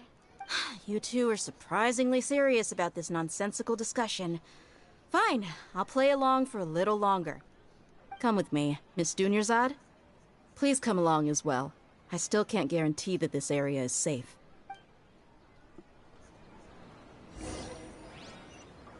Paimon can't believe it's Dia who wants to show us something this time.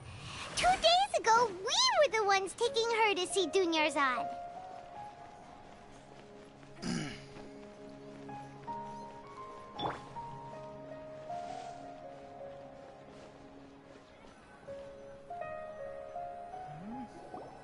This is it. Huh? This is a wooden training dummy. See those marks on the dummy? Those are the result of several days' worth of practice. Let's say the sages didn't replace it every day. Shouldn't it be hacked to pieces by now? That's true, but what if they did?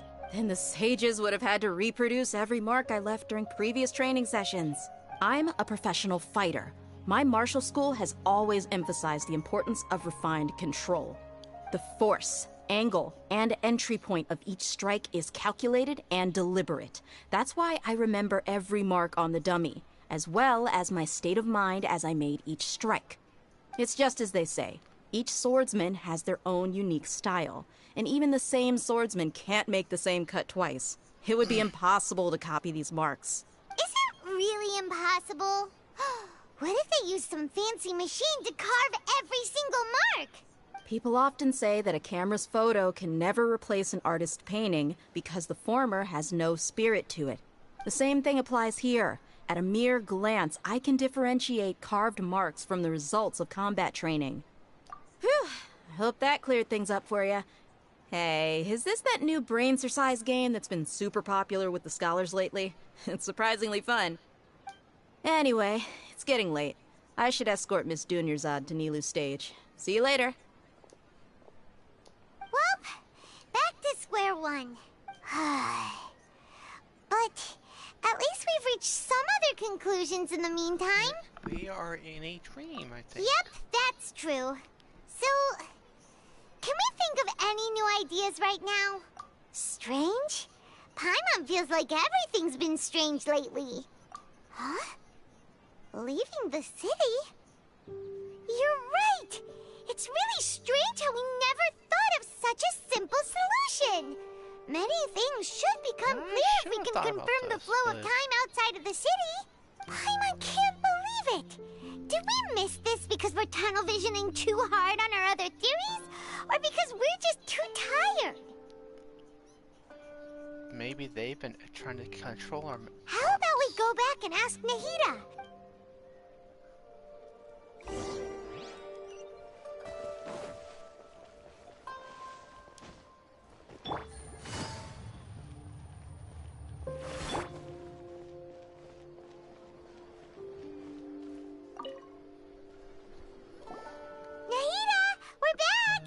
You're back early today.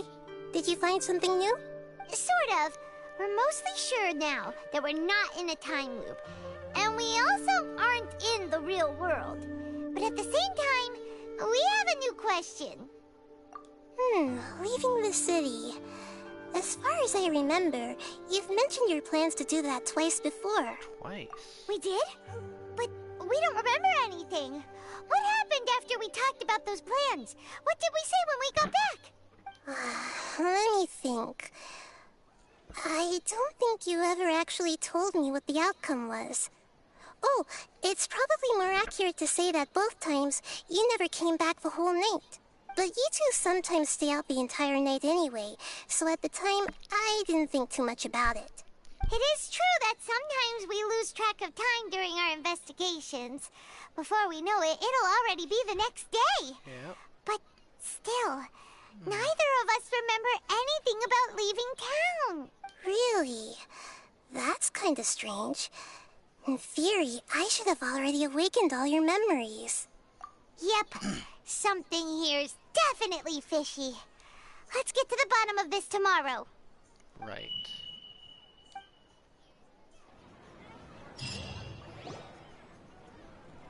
Our memories are back! About that... Traveler, aside from your memories that were just restored, I have another message for you. Listen to it and you'll understand. Can't go back. There are countless spaces here. Our Sub-Zeru's festival in Sumeru City is just one of them. Traveler, you should be missing 2 days worth of memories. Paimon will fill you in.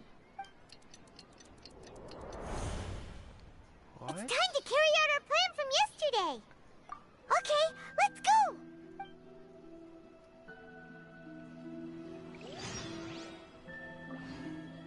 What the heck is going on?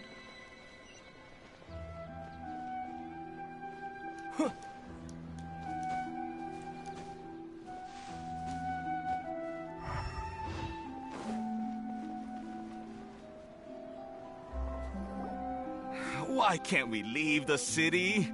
What is the Academia up to now? Don't ask me. It's not like I can tell you anything. This is a direct order from the Grand Sage. Just wait until tomorrow. I have a real emergency. My goods have already arrived at Port Ormos. If I don't hurry, they'll be stolen. That's your problem. Make sure you make a request in advance next time.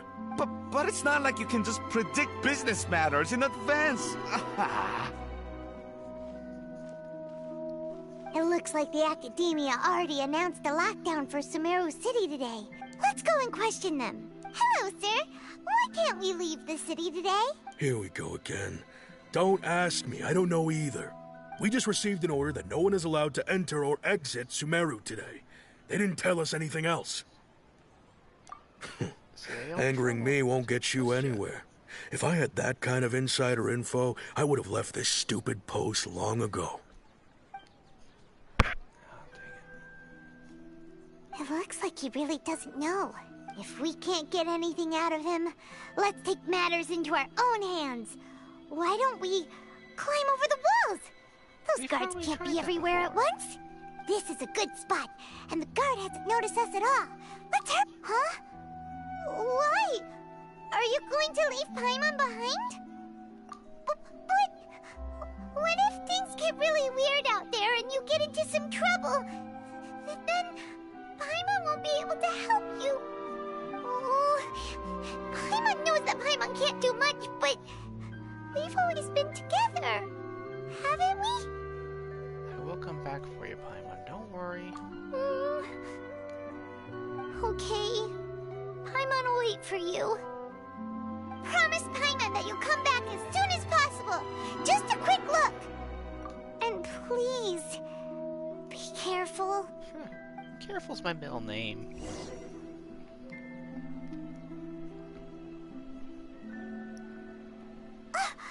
Memories! Traveler!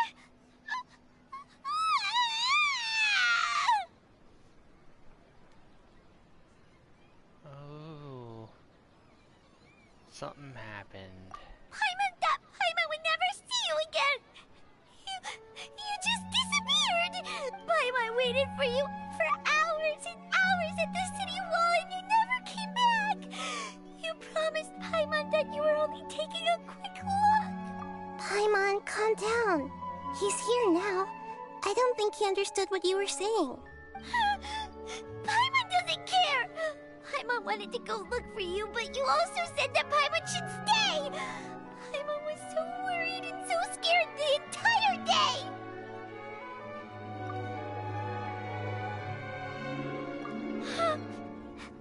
Okay. Paimon will forgive you.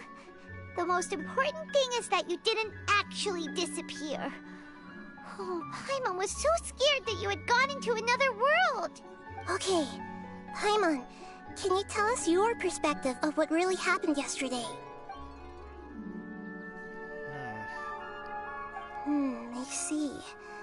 Using two people's different perspectives. After that, you left the city. Paimon kept her eyes on you the whole time, but then you disappeared in an instant. No way! Paimon was watching you with the fullest attention. What's your perspective, Traveler? You sure you don't have any memory of this? I guess that explains everything. You also lost your memories the last 2 times you tried to leave the city. Those days' memories can't be awoken.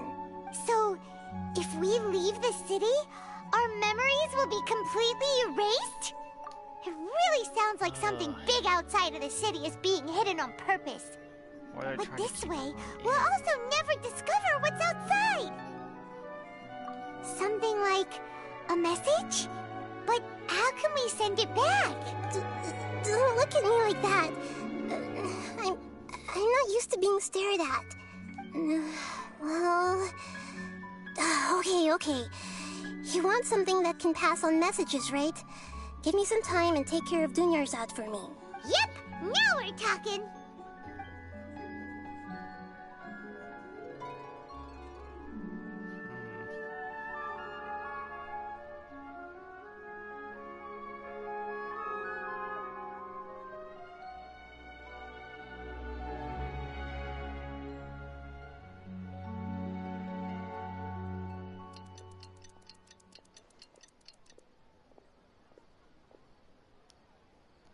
I'm done.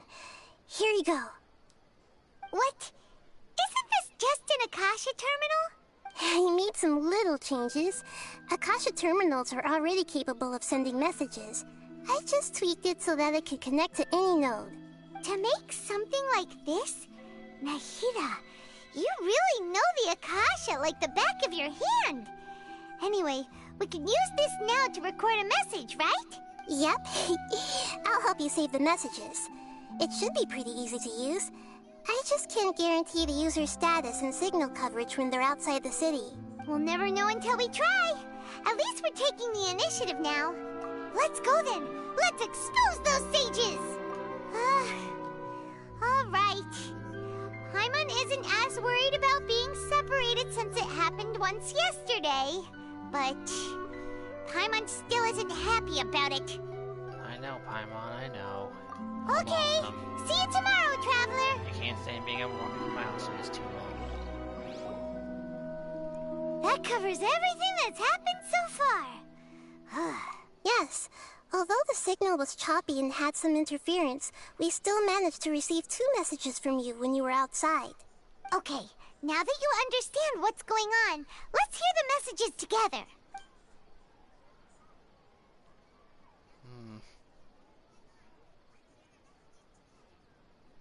Can't go back. There are countless spaces here.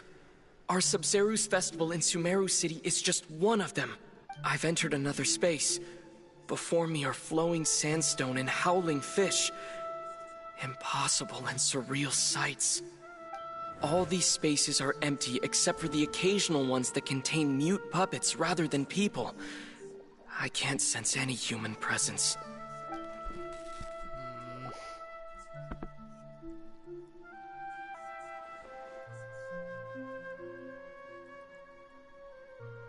That's one heck of an info dump. It sounds like you left the Sumeru city space when you set foot outside of the walls. But everything looked completely normal when Paimon was looking out from the inside. That's unbelievable. And if we take your word for it, the other spaces all had very weird contents. There's another part here. I only received it last night. These spaces have been disappearing one after the other, absorbed by something like a sun in the sky. And now, even the final space has also disappeared. Behind me, a lot of spaces just appeared again from thin air. I get it now. Those spaces are actually...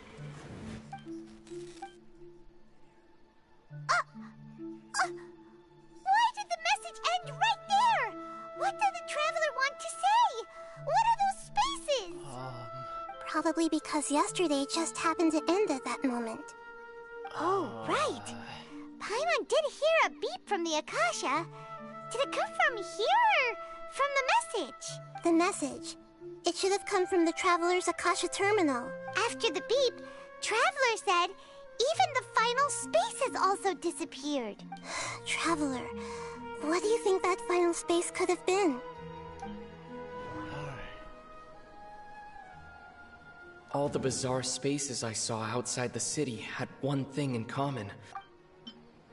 My impression is that each day in this samsara only ends at the sound of that beep from the Akasha. Was that space actually the real world?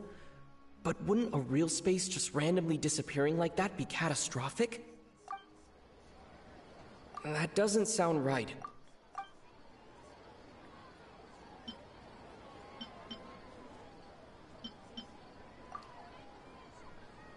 Oh, so that's what it is! After the sound of the beep, the final space, the Sub-Zero's festival, also disappears, and we're taken to the next day. Later on, Traveler also mentioned a bunch of new spaces materializing behind them. Do lots of new spaces appear every day?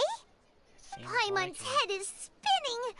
Just what are these spaces anyhow? Memory bubbles, I would think. Well, consider this. For all the horrors of the Archon War, at its heart, it was just a game where a bunch of gods fought over 7 seats. So no matter how strange or spooky things may look on the surface, maybe all they point to in the end is a small and simple secret. Wow, the Archon War, huh? That's an analogy and a half.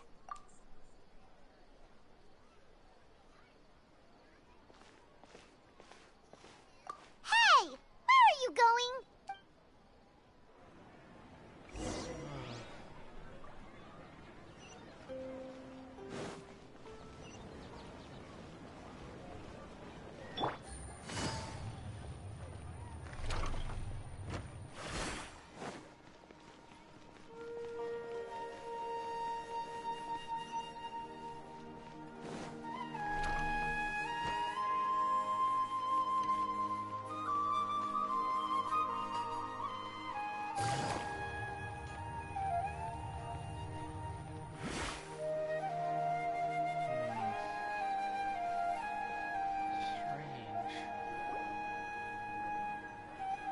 Do you want some alone time to think?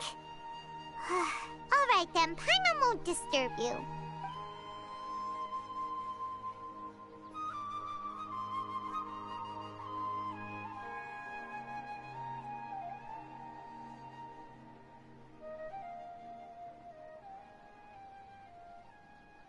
The dance of Sub-Zeros is about to begin. I'm going to go watch it. Okay. Why don't you go ahead, Dunyarzad? We still have some other stuff to do first. Okay then. See you later. Have you figured it out yet, Traveler? Time? Awesome! What is it? Paimon wants to know. Oh, wait, no. Let's meet up with Nahida first. You can tell us both together.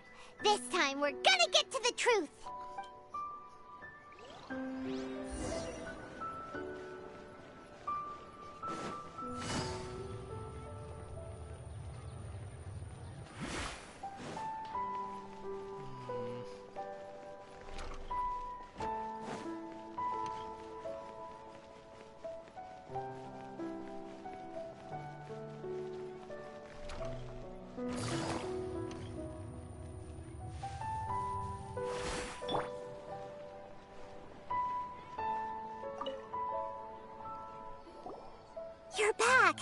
I've been waiting forever for you two. Judging by the looks on your faces, are you ready to take your Sub-Zero's exam and graduate from the festival?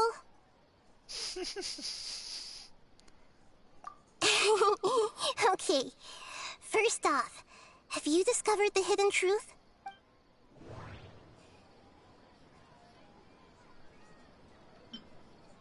We've already experienced the Sub-Zero.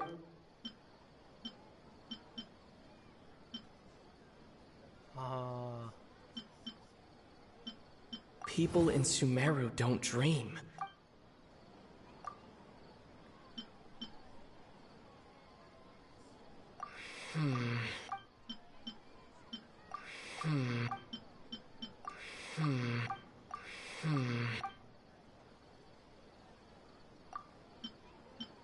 All the bizarre spaces I saw outside the city had one thing in common. Those spaces remind me of dreams, like the one I had in...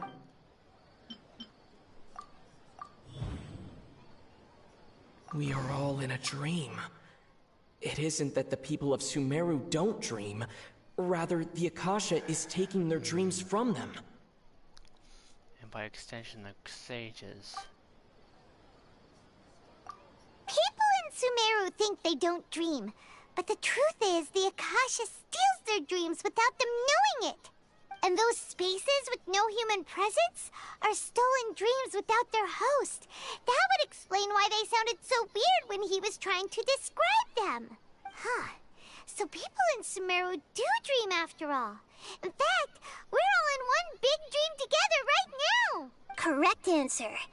Now, how did you conclude that the Akasha is capable of this? The Akasha relies on the power of a gnosis to operate. It is the manifestation of the God of Wisdom's power. It compiles the wisdom of the entire populace, and it grants knowledge to the people. That doesn't sound right. That doesn't sound... Oh, okay.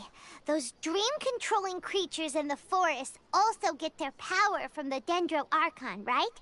That would explain why the Akasha has the ability to control people's dreams, too. But is stealing everyone's dreams really how the Akasha compiles their wisdom? Isn't there anything more to it than that? Dreams are fantastical, complex, and full of imagination. People's brains are the most active when they're dreaming. In other words, dreams are rich bundles of human wisdom. So in other words, the complete opposite of how Hypatia understood it. Paimon remembers her saying that the sages think dreams are foolish delusions, and the fact that no one dreams is a blessing from Greater Lord Rukkhadevata. So it was all a dirty trick? The real story is that the sages from the Academia are using the Akasha to steal people's dreams for their own use, huh? Oh? By the sounds of it, you understand the current situation pretty well. So then, what about the Samsara? People are dreaming about the festival, so that could work. The beep is a prompt tone for Akasha operate. Those spaces kept disappearing before my eyes. But as soon as that beep sounded, many more spaces materialized. Those dreamscapes kept vanishing, but as soon as that beep sounded, more new spaces appeared.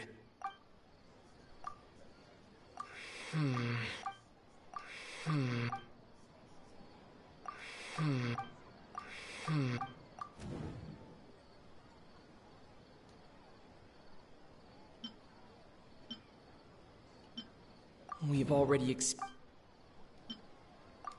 Correct. The Akasha is keeping each person's brain in a constant dream state, but also separating their consciousness from their own dream. How? Their disembodied consciousness is placed inside the collective dream of the Sub-Zero's festival along with everyone else's, while their now vacant dreams are harvested by the Akasha. No one is any the wiser as another day passes in the dream, and so begins another samsara cycle. People wake up to yet another dream about the Sub-Zero's festival. the dreams that belong to them are once again harvested by the Akasha. And so it continues. So, this is like a dream factory, and the Akasha is a dream harvesting machine. Did Paimon get that analogy right? Very good, Paimon. Using analogies well is an excellent habit to get into. Okay, so that beep we keep hearing is actually from our real-life Akasha terminals. Taking off our terminals in this dream doesn't do anything. Nope. Alright, last question. Who am I? They say that alchemical divination is the Dendro Archon's divine revelation. So then, if Nahida has referred to herself as the moon... Now that I think about it, wasn't illusions a hint that we're all dreaming? Now that I think about it... They say that So you noticed.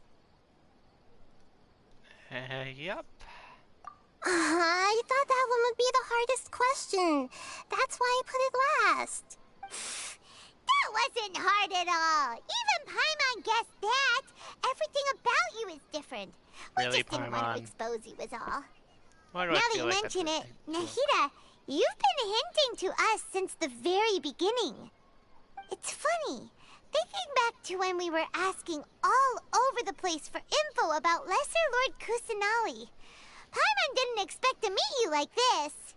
Yeah, now isn't the time for questions. Yes, those can wait until we're back in real life. On the other hand, I'd be happy to answer any more questions you have about here and now.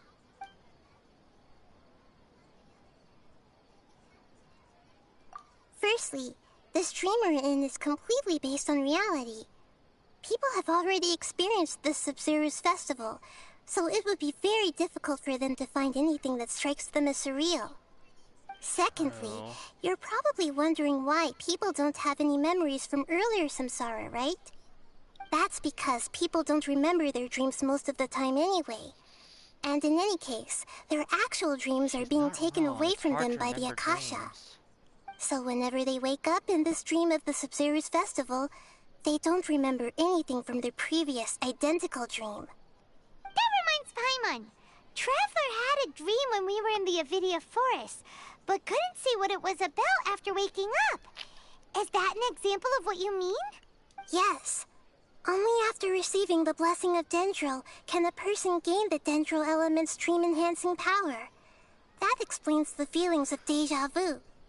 Meanwhile, everyone else has no idea that they are in the Sub-Zero's festival samsara, while their dreams are stolen from them over and over again. You asked me this question before. My answer was, it would literally blow your minds. Now that you know this is all a dream, this answer should hopefully make more sense. Have you heard the saying, don't wake a sleepwalker? Likewise, if someone suddenly had told you all this instead of you learning it on your own, your notion of reality and dream would be thrown into irreversible confusion. I couldn't expose you to that kind of risk. That's why I could only give you very subtle hints and some suggestions. Long story short, I'm really sorry I had to keep you guessing. Don't apologize. You were looking out for us in the end. Can humans really keep dreaming forever like this? Will it ever end? And if so, when? You might say your mental fatigue has already answered this question. Eventually, there's only so much that people can tolerate. They did talk about sacrifices, so... Oh no... Especially those whose health is compromised to begin with, like Dunyarzad. This relentless exploitation takes an even harder toll on them. People's lives are at stake here, and nobody knows a thing! We've got to put a stop to this! Right. And I need to have a talk with that Grand Sage. But instead of words, I'm going to use my sword. I know, right? Why did they have to base this dream on my birthday? Could it really just be a coincidence? Even you don't know the reason? Wow, now that's strange. The Academia sages are determined to harvest lots of dreams in a short time, no matter the cost. They have to be up to no good. Traveler, do you have any information?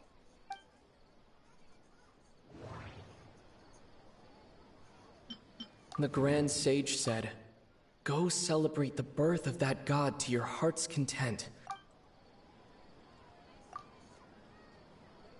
Celebrate the birth of that god? Could it mean...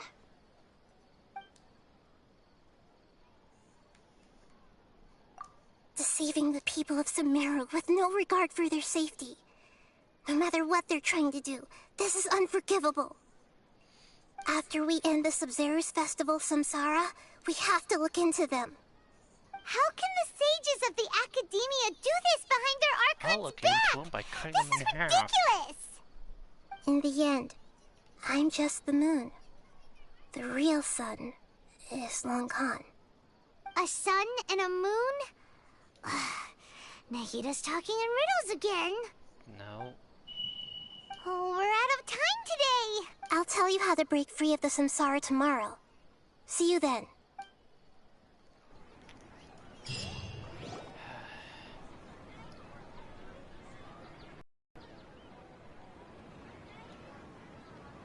Good morning, Nahida. Wait. Now that Paimon remembers everything, should we instead say good morning, Lesser Lord Kusanali? Oh. Hey! What's wrong, Nahida? You don't look too good. I'm afraid that what you're thinking right now is correct. No. Did Dunyarzad already disappear? No way! Are we too late? The real Dunyarzad's consciousness has indeed disappeared. It can no longer endure the constant dream harvesting.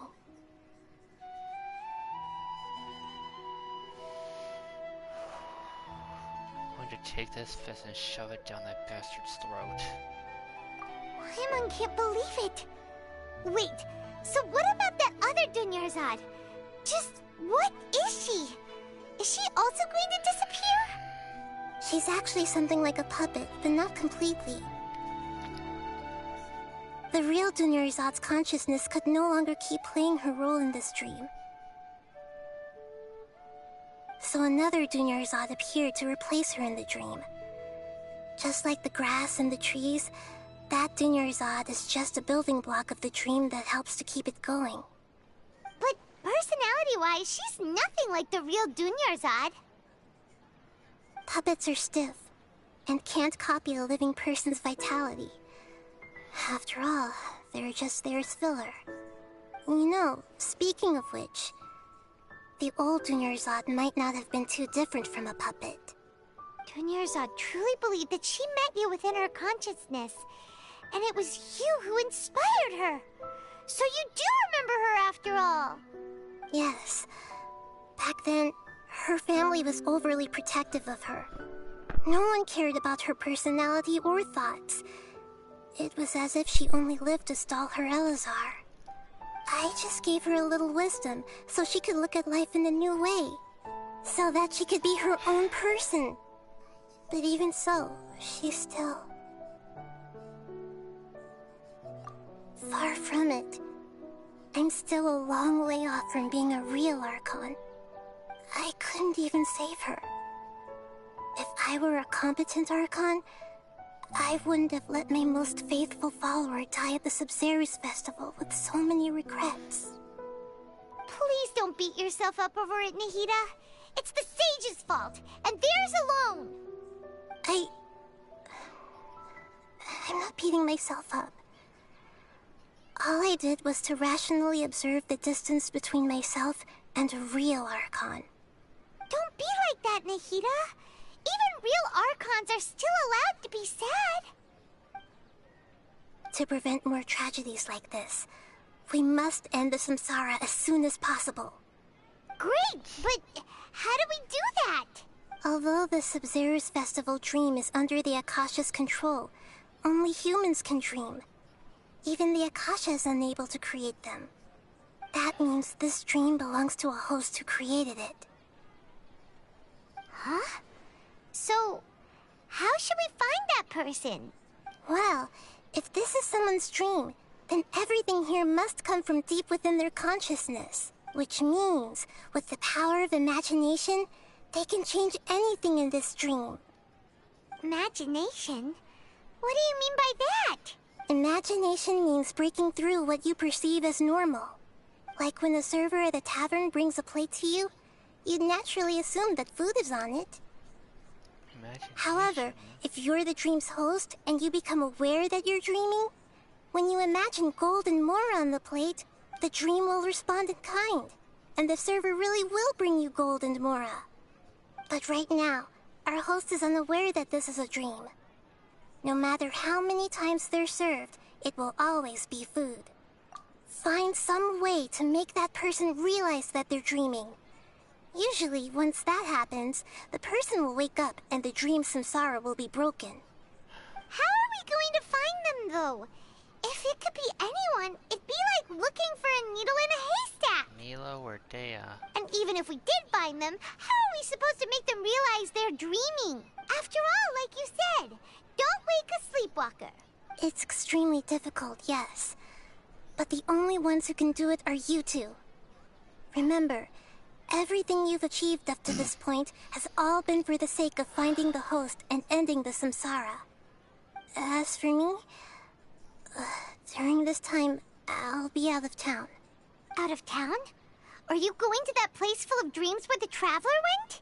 Yes. I want to try something. There must still be a small wisp of possibility.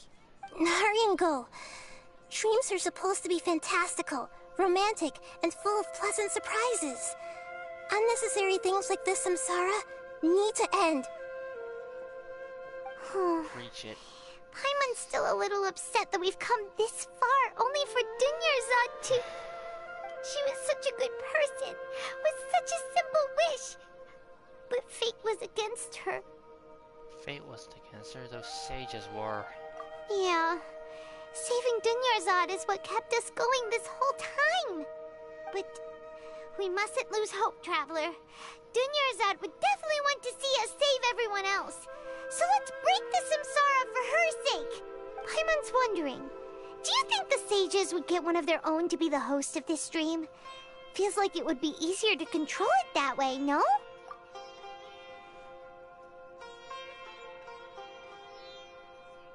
Huh. That's true. Plus, the sages probably weren't counting on there being other factors beyond their control, like Nahida and us. So, who do you think the host of the dream is? Oh, that would make sense. Ferris, the Knight of Flowers, is a symbol of the wholesome Zeru's festival, right? Pretty core character. Let's go ask him some questions, shall we?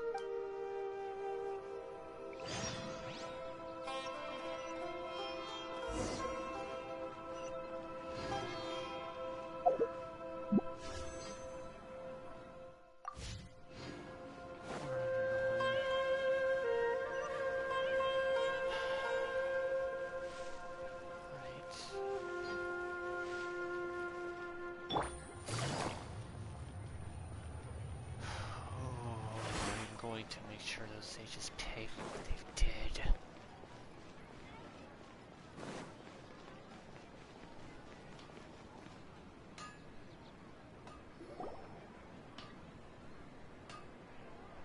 You're back. You left in a hurry last time. Is everything okay? Everything's fine. Just, An experiment? That came out of nowhere. I'm listening, though. What do you need me to do? Could you make a wish? You want me to make a wish?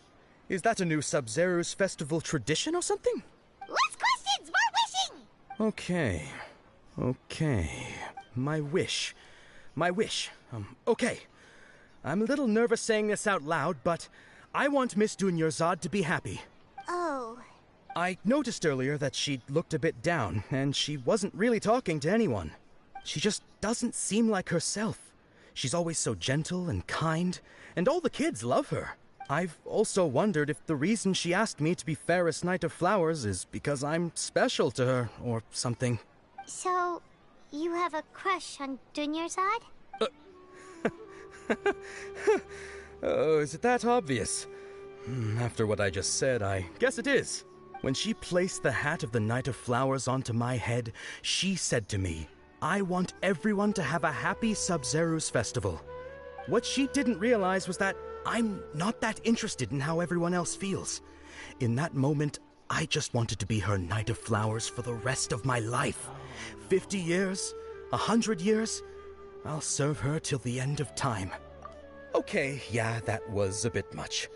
Felt like the right moment to get it off my chest, but that was pretty embarrassing. Okay, I'm ready to make my wish. I would like Miss Dunyarzad to appear in front of me right now with a smile on her face. Here goes. Please come true. I'm gonna open my eyes. Oh, you're... What? Faki? Sorry, but only one portion of Yelda candies per person. Back home you go. Nice try, you two. Anyway, never mind. I don't need to see her appear right in front of me. As long as she's happy. Guess he isn't the host of this dream after all. Should have expected it wouldn't be this easy.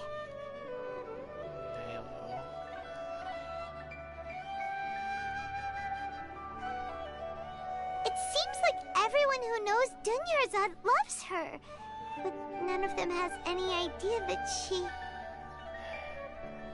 My lady, step back. That sounds like Dia! Oh, right. Huh? But Dia can handle them! Hey, Traveler! Paimon, I need to blow some steam.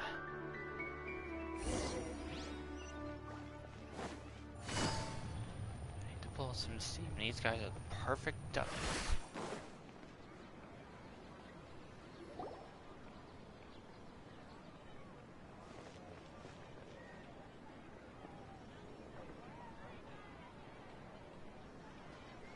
Oh, it's you. Great timing. Please take... Hey, this is my job. The homie Yannis pay me, not you. You... Fine, all right. Knock yourself out. Why are you so worked up anyway? It's not like I don't trust your fighting skills. Anyway, watch yourself.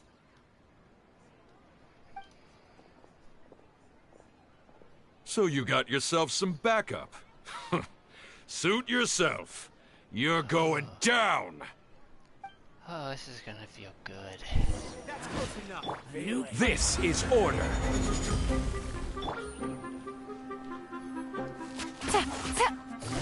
Quietly now. Jumpy jump!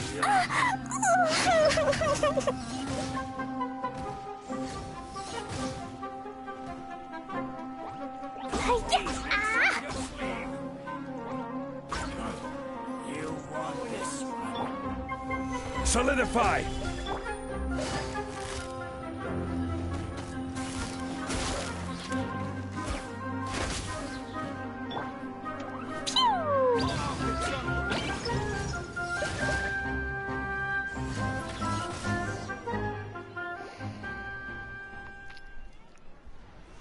Traveler, were you just taking your anger out on those guys? You and Nahida both. Dunyarzad wouldn't want to see you two like this. Oh, and speaking of her, Paimon just remembered something. Remember how during the first Sub-Zeru's festival, before the Samsara started, we came here with Dunyarzad because she wanted to pick something up?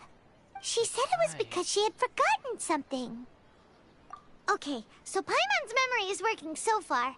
Anyway, Paimon also remembers that she is staying somewhere around. Yeah, even if it's only a tiny clue, it'll probably still help us more than this needle in a haystack search. This is the place. It's rude to enter other people's spaces without permission, but desperate times call for desperate measures. Let's do this. Hey, the windows are unlocked. Okay, Paimon's gonna take a peek inside.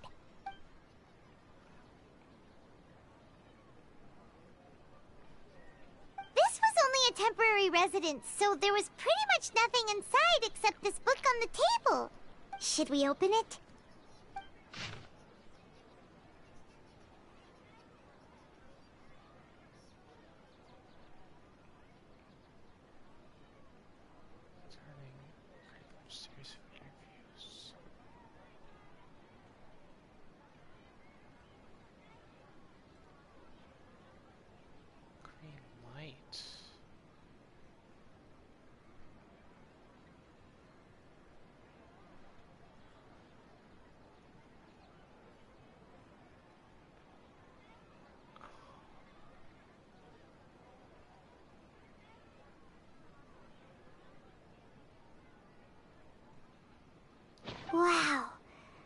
Dunyarzad wrote all of this.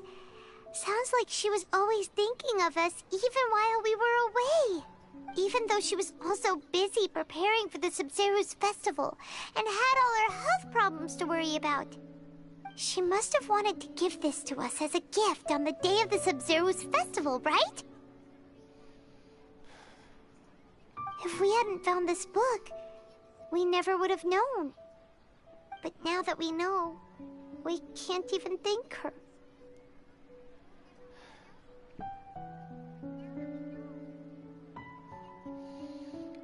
All right. Hey! Where are you off to now?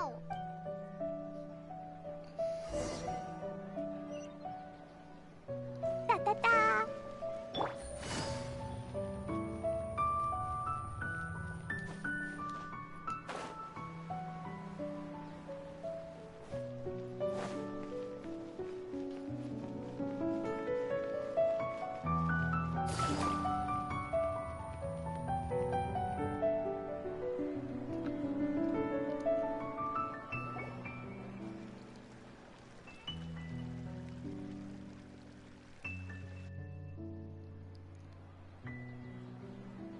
It's Dunyarzad's puppet.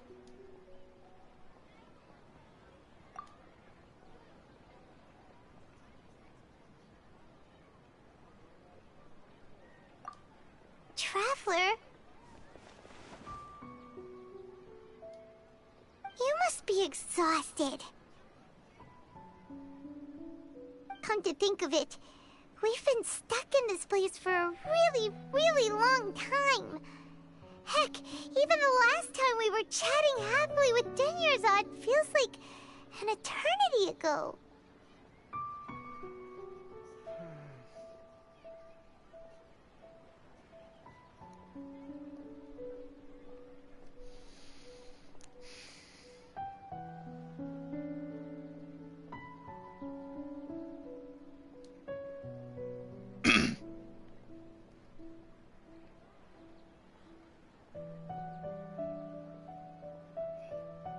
Paimon still remembers when we were sitting here, and the way her eyes sparkled when she talked about Milu's Dance of Sabzeruz.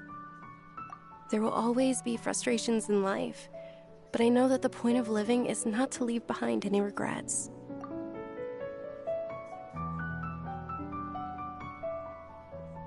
That was what the real Dunyarzad said, wasn't it?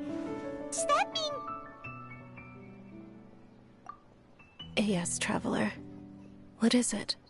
Oh, so she's still just a puppet. But just now, how come... What? Where are we going this time?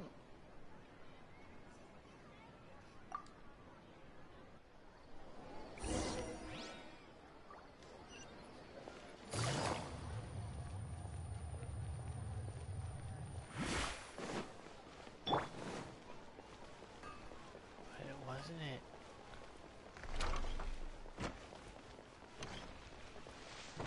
Wait. That's right. If you continue to resist, we will have to order an investigation into every single event organizer. The Grand Sage has already granted you much leniency. I advise that you exercise tact. I suggest you shove your tact up your ass. How did things turn out like this?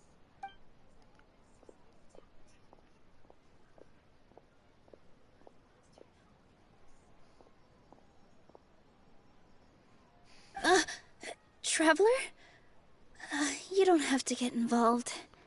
He's a sage from the academia. I don't want to drag you into this. Traveler? Traveler? What the heck are you doing? If you get arrested by the academia, that's another day gone to waste!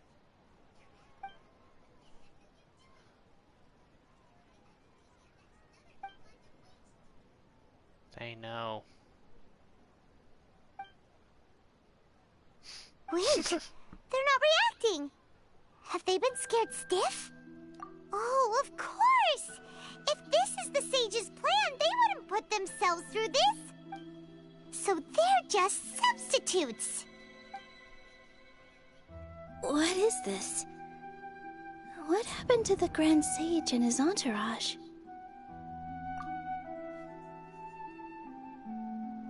Flowers? Like I said, they symbolize the goddess of flowers. It's just a shame that all the real Padisaras went extinct after her death. Yes. The Greater Lord brought forth new Padisaras in memory of the goddess of flowers. But she ultimately could never truly replicate that beautiful shade of purple.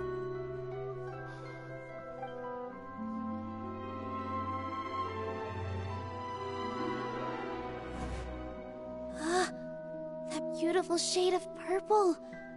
Aren't these flowers real Padisaras? Just like the ones from the legend? I didn't even notice. Dunyarzad, did you find these? But didn't you just say all the real flowers went extinct after the goddess of flowers passed away? So, how? Yeah. What's going on here? Huh?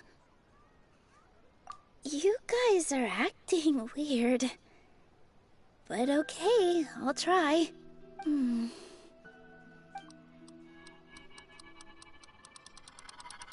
Hey! They disappeared! So Nilu's the host! What a surprise! It makes sense.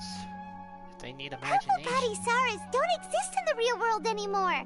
But in Nilu's subconscious, they can appear as decorations on the stage! It's just like the example Nahida told us. People assume there will be food on a plate, and Nilu assumed there would be real Padisaras in the flower pots. So when you saw the flowers, you instantly knew it was Nilu? But if we want to end the samsara, we need the host to become aware that they're dreaming. How should we make Nilu realize that? Am I dreaming? Huh? So I'm right. Is this Lesser Lord Kusanali responding to our celebration of the Sub-Zeru's festival? Wrong guess, but you aren't completely wrong either. The point is, what made you think this is a dream? As far as you know, people in Sumeru don't dream, right? Yeah, but have you heard the tale of the first sage? To prevent a calamity, he went on a journey to find the Dendro Archon. Ooh, sounds familiar. Dunyarzad told us a story like that when we first arrived in Sumeru City. So it was about the first sage, huh? Yep, but in the part you heard, he hadn't become the first sage yet. There's more to the story. His piety and wisdom were acknowledged by the Dendro Archon, and she finally gave her blessing to him. All kinds of spectacular scenes appeared in front of the first sage, as if all the knowledge in the world was being painted onto a canvas right before him. He was captivated. After who knows how long, he mastered all the knowledge he could comprehend. Afterward, he said to the Dendro Archon, "I miss my parents, my wife, and my children. I've been away from home for far too long. They must be worried." The Dendro Archon smiled. The next second, the sage found himself lying in his bed, as if he had just woken up from a dream. His wife, lying next to him, said, "You're off to search for the Dendro Archon today, aren't you? Have a safe journey, my love."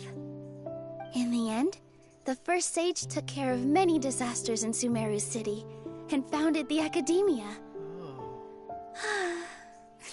What a happy ending. So, the first sage was dreaming ever since the beginning of the story? He never went on his journey? Yes. But his faith and determination were conveyed to the Dendro Archon, so she blessed him in the form of a dream. Paimon understands where you're coming from now. That's a really interesting connection. But we really gotta wake up soon, like the sage in the story! I see. Well, it just so happens that today's Sub-Zeru's festival is almost over, too.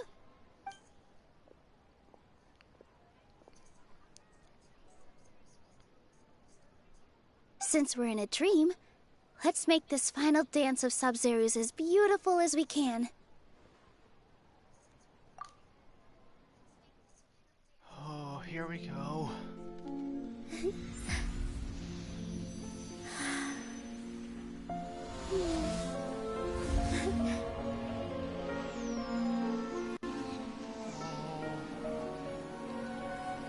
The wait is over, everyone. I dedicate this to our god, the Dance of Sub-Zerus.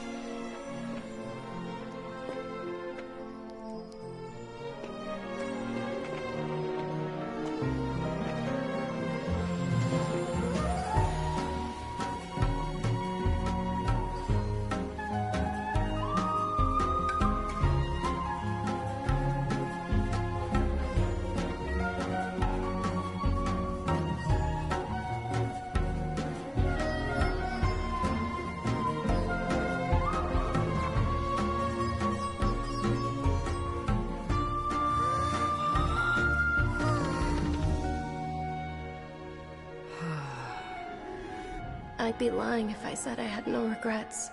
I would have loved to see Nilou's dance.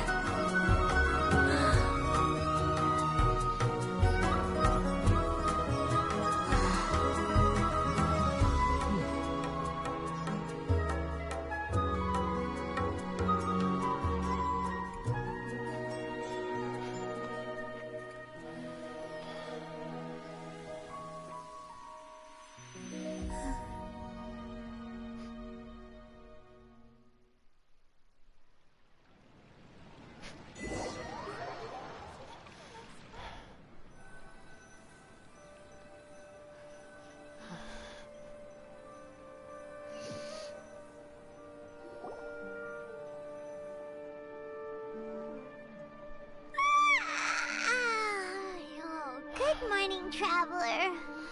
Oh, Paimon feels like she's been asleep for the longest time.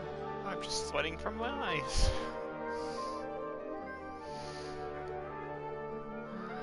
God, that hurts. Paimon's head feels super heavy. Did we oversleep? Do you even remember going to sleep last night? Paimon thinks it was after the Sub-Zero's festival. The Sub-Zero's festival! Have we finally escaped from the Sub-Zero samsara? Quick! Take off your Akasha terminal!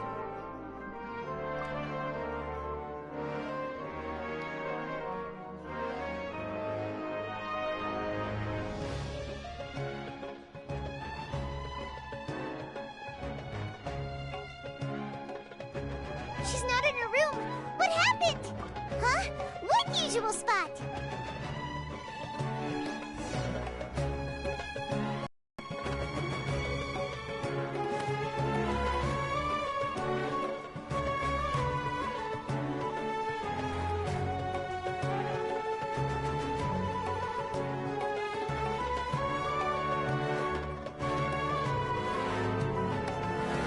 Well done, Traveler and Paimon.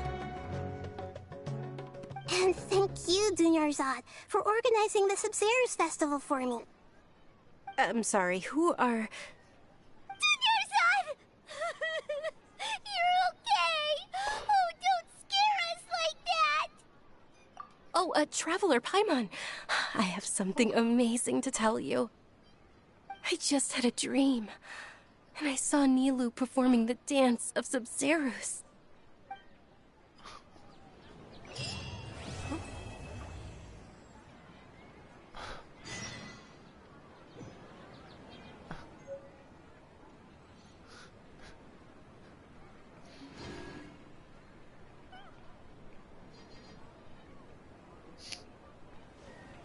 I'm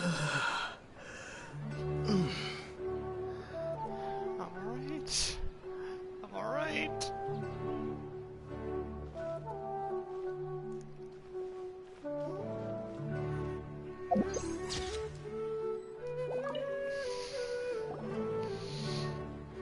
You're actually Nahida, aren't you? Paimon felt like Catherine was acting weird when we met at the Sub-Zero's festival. And... Dunyarzad, did you save her? It's a really long story. We shouldn't disturb her. Her consciousness is still weakened. Let's chat somewhere else. How about by the Traveler's favorite bench?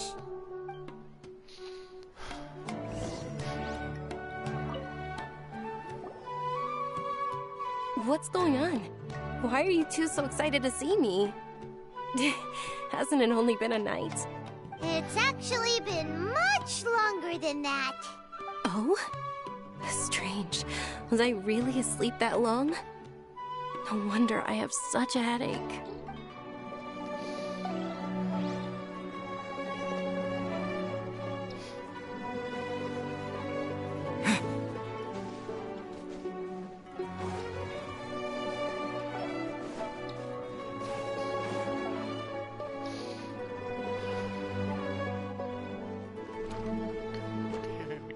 Why do you make me feel these things?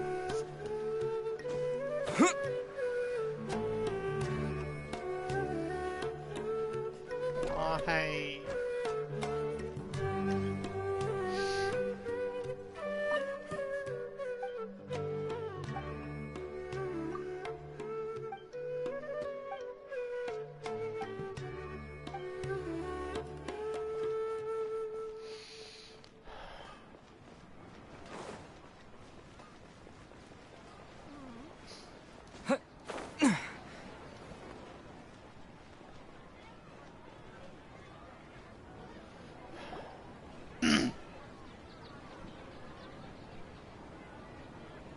Let's talk about Dunyarzad first.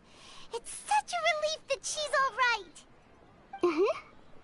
After we parted on the last day of the Sub-Zero's festival, I left the city and saw what the traveler had described. Among the countless dreams, I found one that was growing fainter and fainter. This proved my suspicion. Once Dunyarzad could no longer bear the Akasha harvesting her dreams, her consciousness began to dissipate. But this also meant it escaped the Akasha's control. Such a small fragment of consciousness can't last for very long, though. It will return to its original dream, where both will gradually fade until they completely disappear. I used all the power I had to keep her dying dream alive as long as possible, but it still wouldn't have lasted for much longer if it hadn't been for you two breaking the samsara. So it looks like we did manage to save Dunyarzad in the end. And not a moment too soon. Huh? Why are you two smiling so happily? I thought you'd be so moved that you'd start crying. I need to spend more time observing human emotions. Both are fine. Everyone reacts differently. All right. You two must have a lot of other questions for me, right? After all, you saved my faithful believer. As at the Avidia forest, there was this incense that made the traveler fall unconscious and dream of a huge tree and a red sky. You also heard someone's voice, right?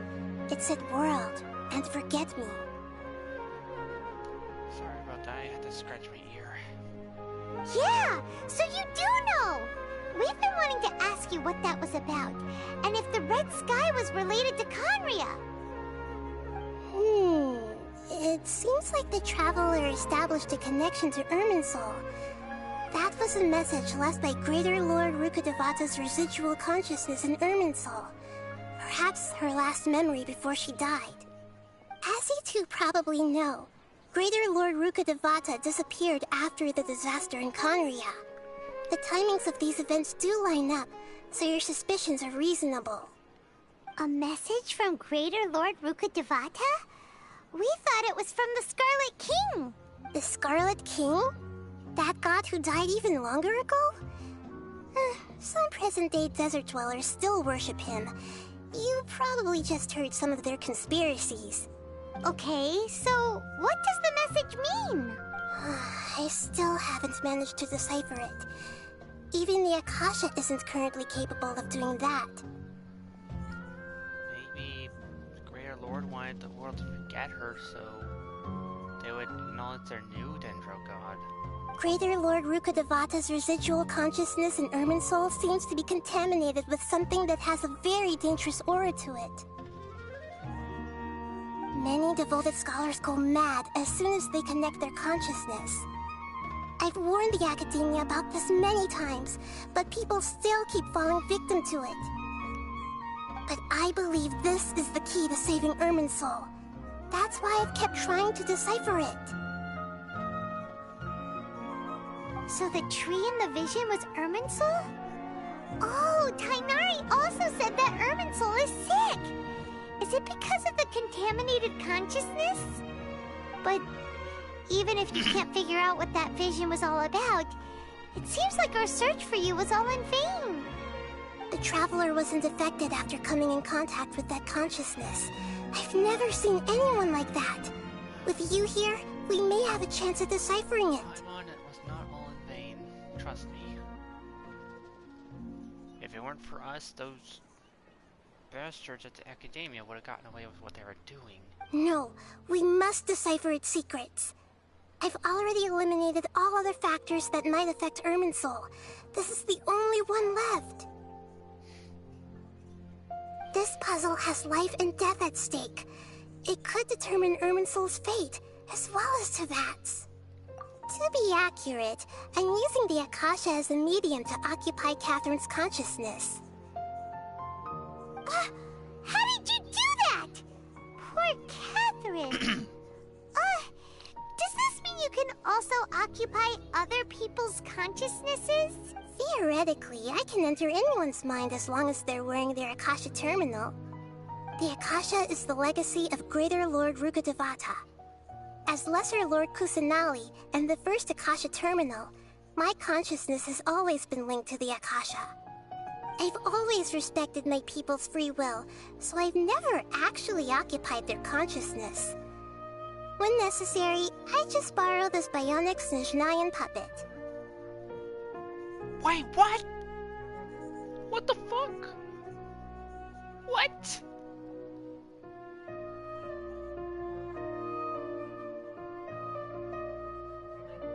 What? Hold on. Did we just learn some deep, dark secret? So Catherine is... No wonder Paimon felt something was off about her. What about your own body? Why do you need to borrow other people's? Don't you live in the sanctuary of Surasthana? That story begins a long time ago. After Greater Lord Rukkhadevata disappeared, the sages found my newly born self and took me back to Sumeru. At that time, I was young and weak. The sages kept me in the sanctuary of Surasthana, ostensibly for the sake of protecting me. But I've hardly heard from them since.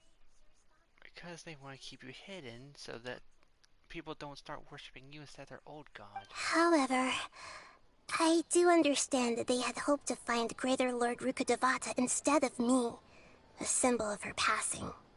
So, the sages basically put their new Archon under house arrest? How dare they! Why don't you teach them a lesson, Nahida? In some ways, they aren't wrong. Greater Lord Rukkhadevata was omniscient and omnipotent. Even after her death, the Akasha is still empowering this nation. And I'm still really far away from being able to call myself the God of Wisdom. Moreover, the Academia is also more proficient at governing this country. My existence has little meaning. They aren't able to govern crap. You know what they just tried to do. Yeah, you got a lot of believers. Just look at the Sub-Zero's festival. Everyone who showed up truly loves you. Thank you for the kind words. But I honestly don't need physical freedom as long as I can connect my consciousness to the Akasha. Trying to find a way to save Irminsul is my life's mission and top priority. I will work on that, and try to live up to being a deity in the meantime. Every once in a while, I will also take up the duties of the God of Wisdom and enlighten a lost soul here and there. Doing all that should be enough.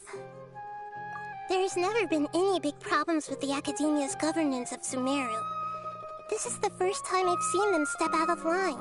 I wonder what caused them to go down this path, and what they hope to achieve. For Chewie, that's what. I'm betting on it.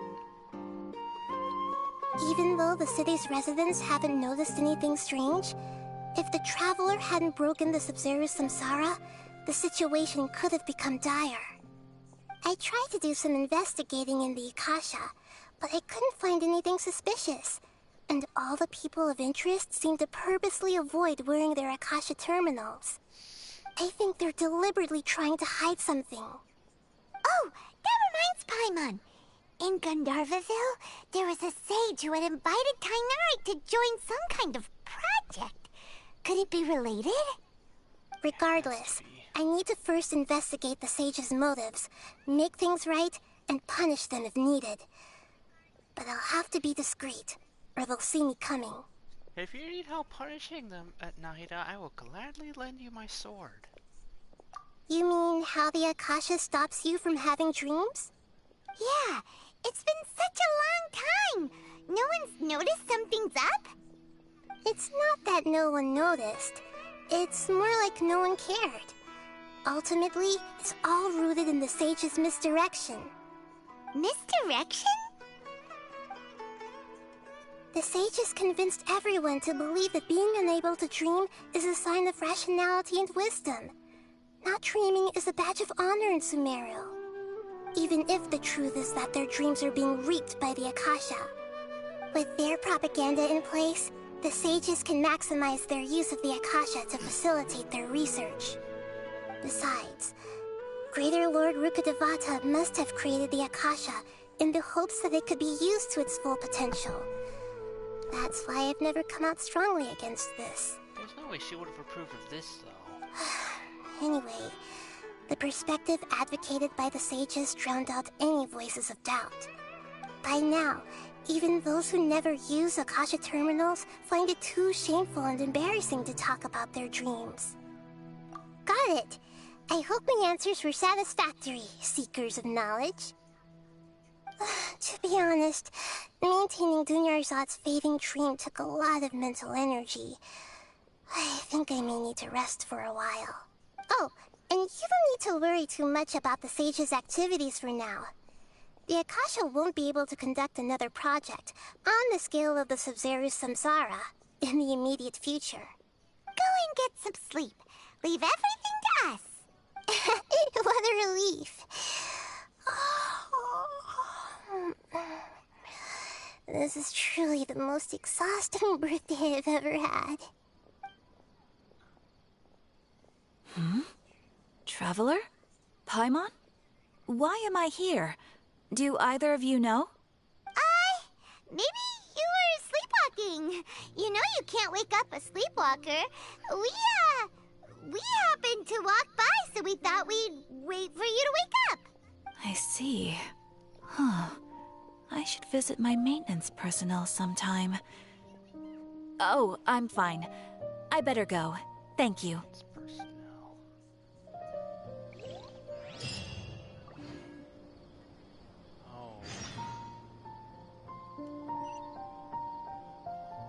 Am I seriously not done?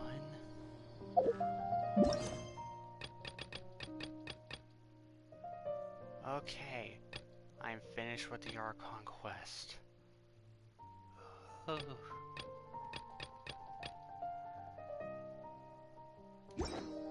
Okay, that was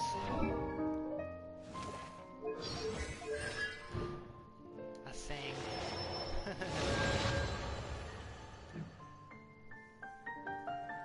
That's definitely the best way to describe it.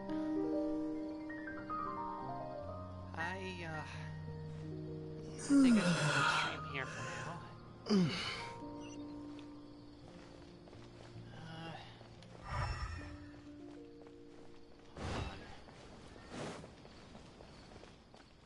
I just remembered.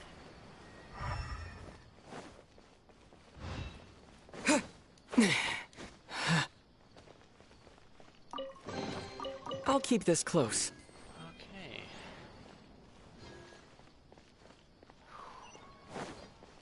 That was an emotional roller coaster. I'm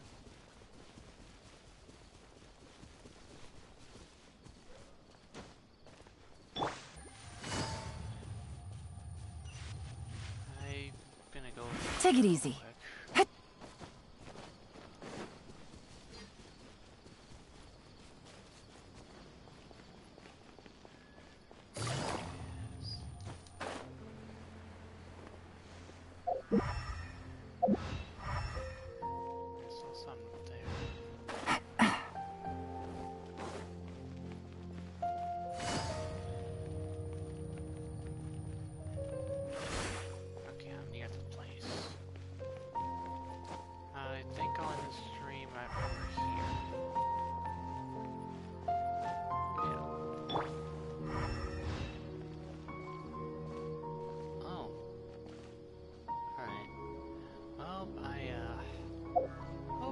enjoyed that, I'll make a wish to end this.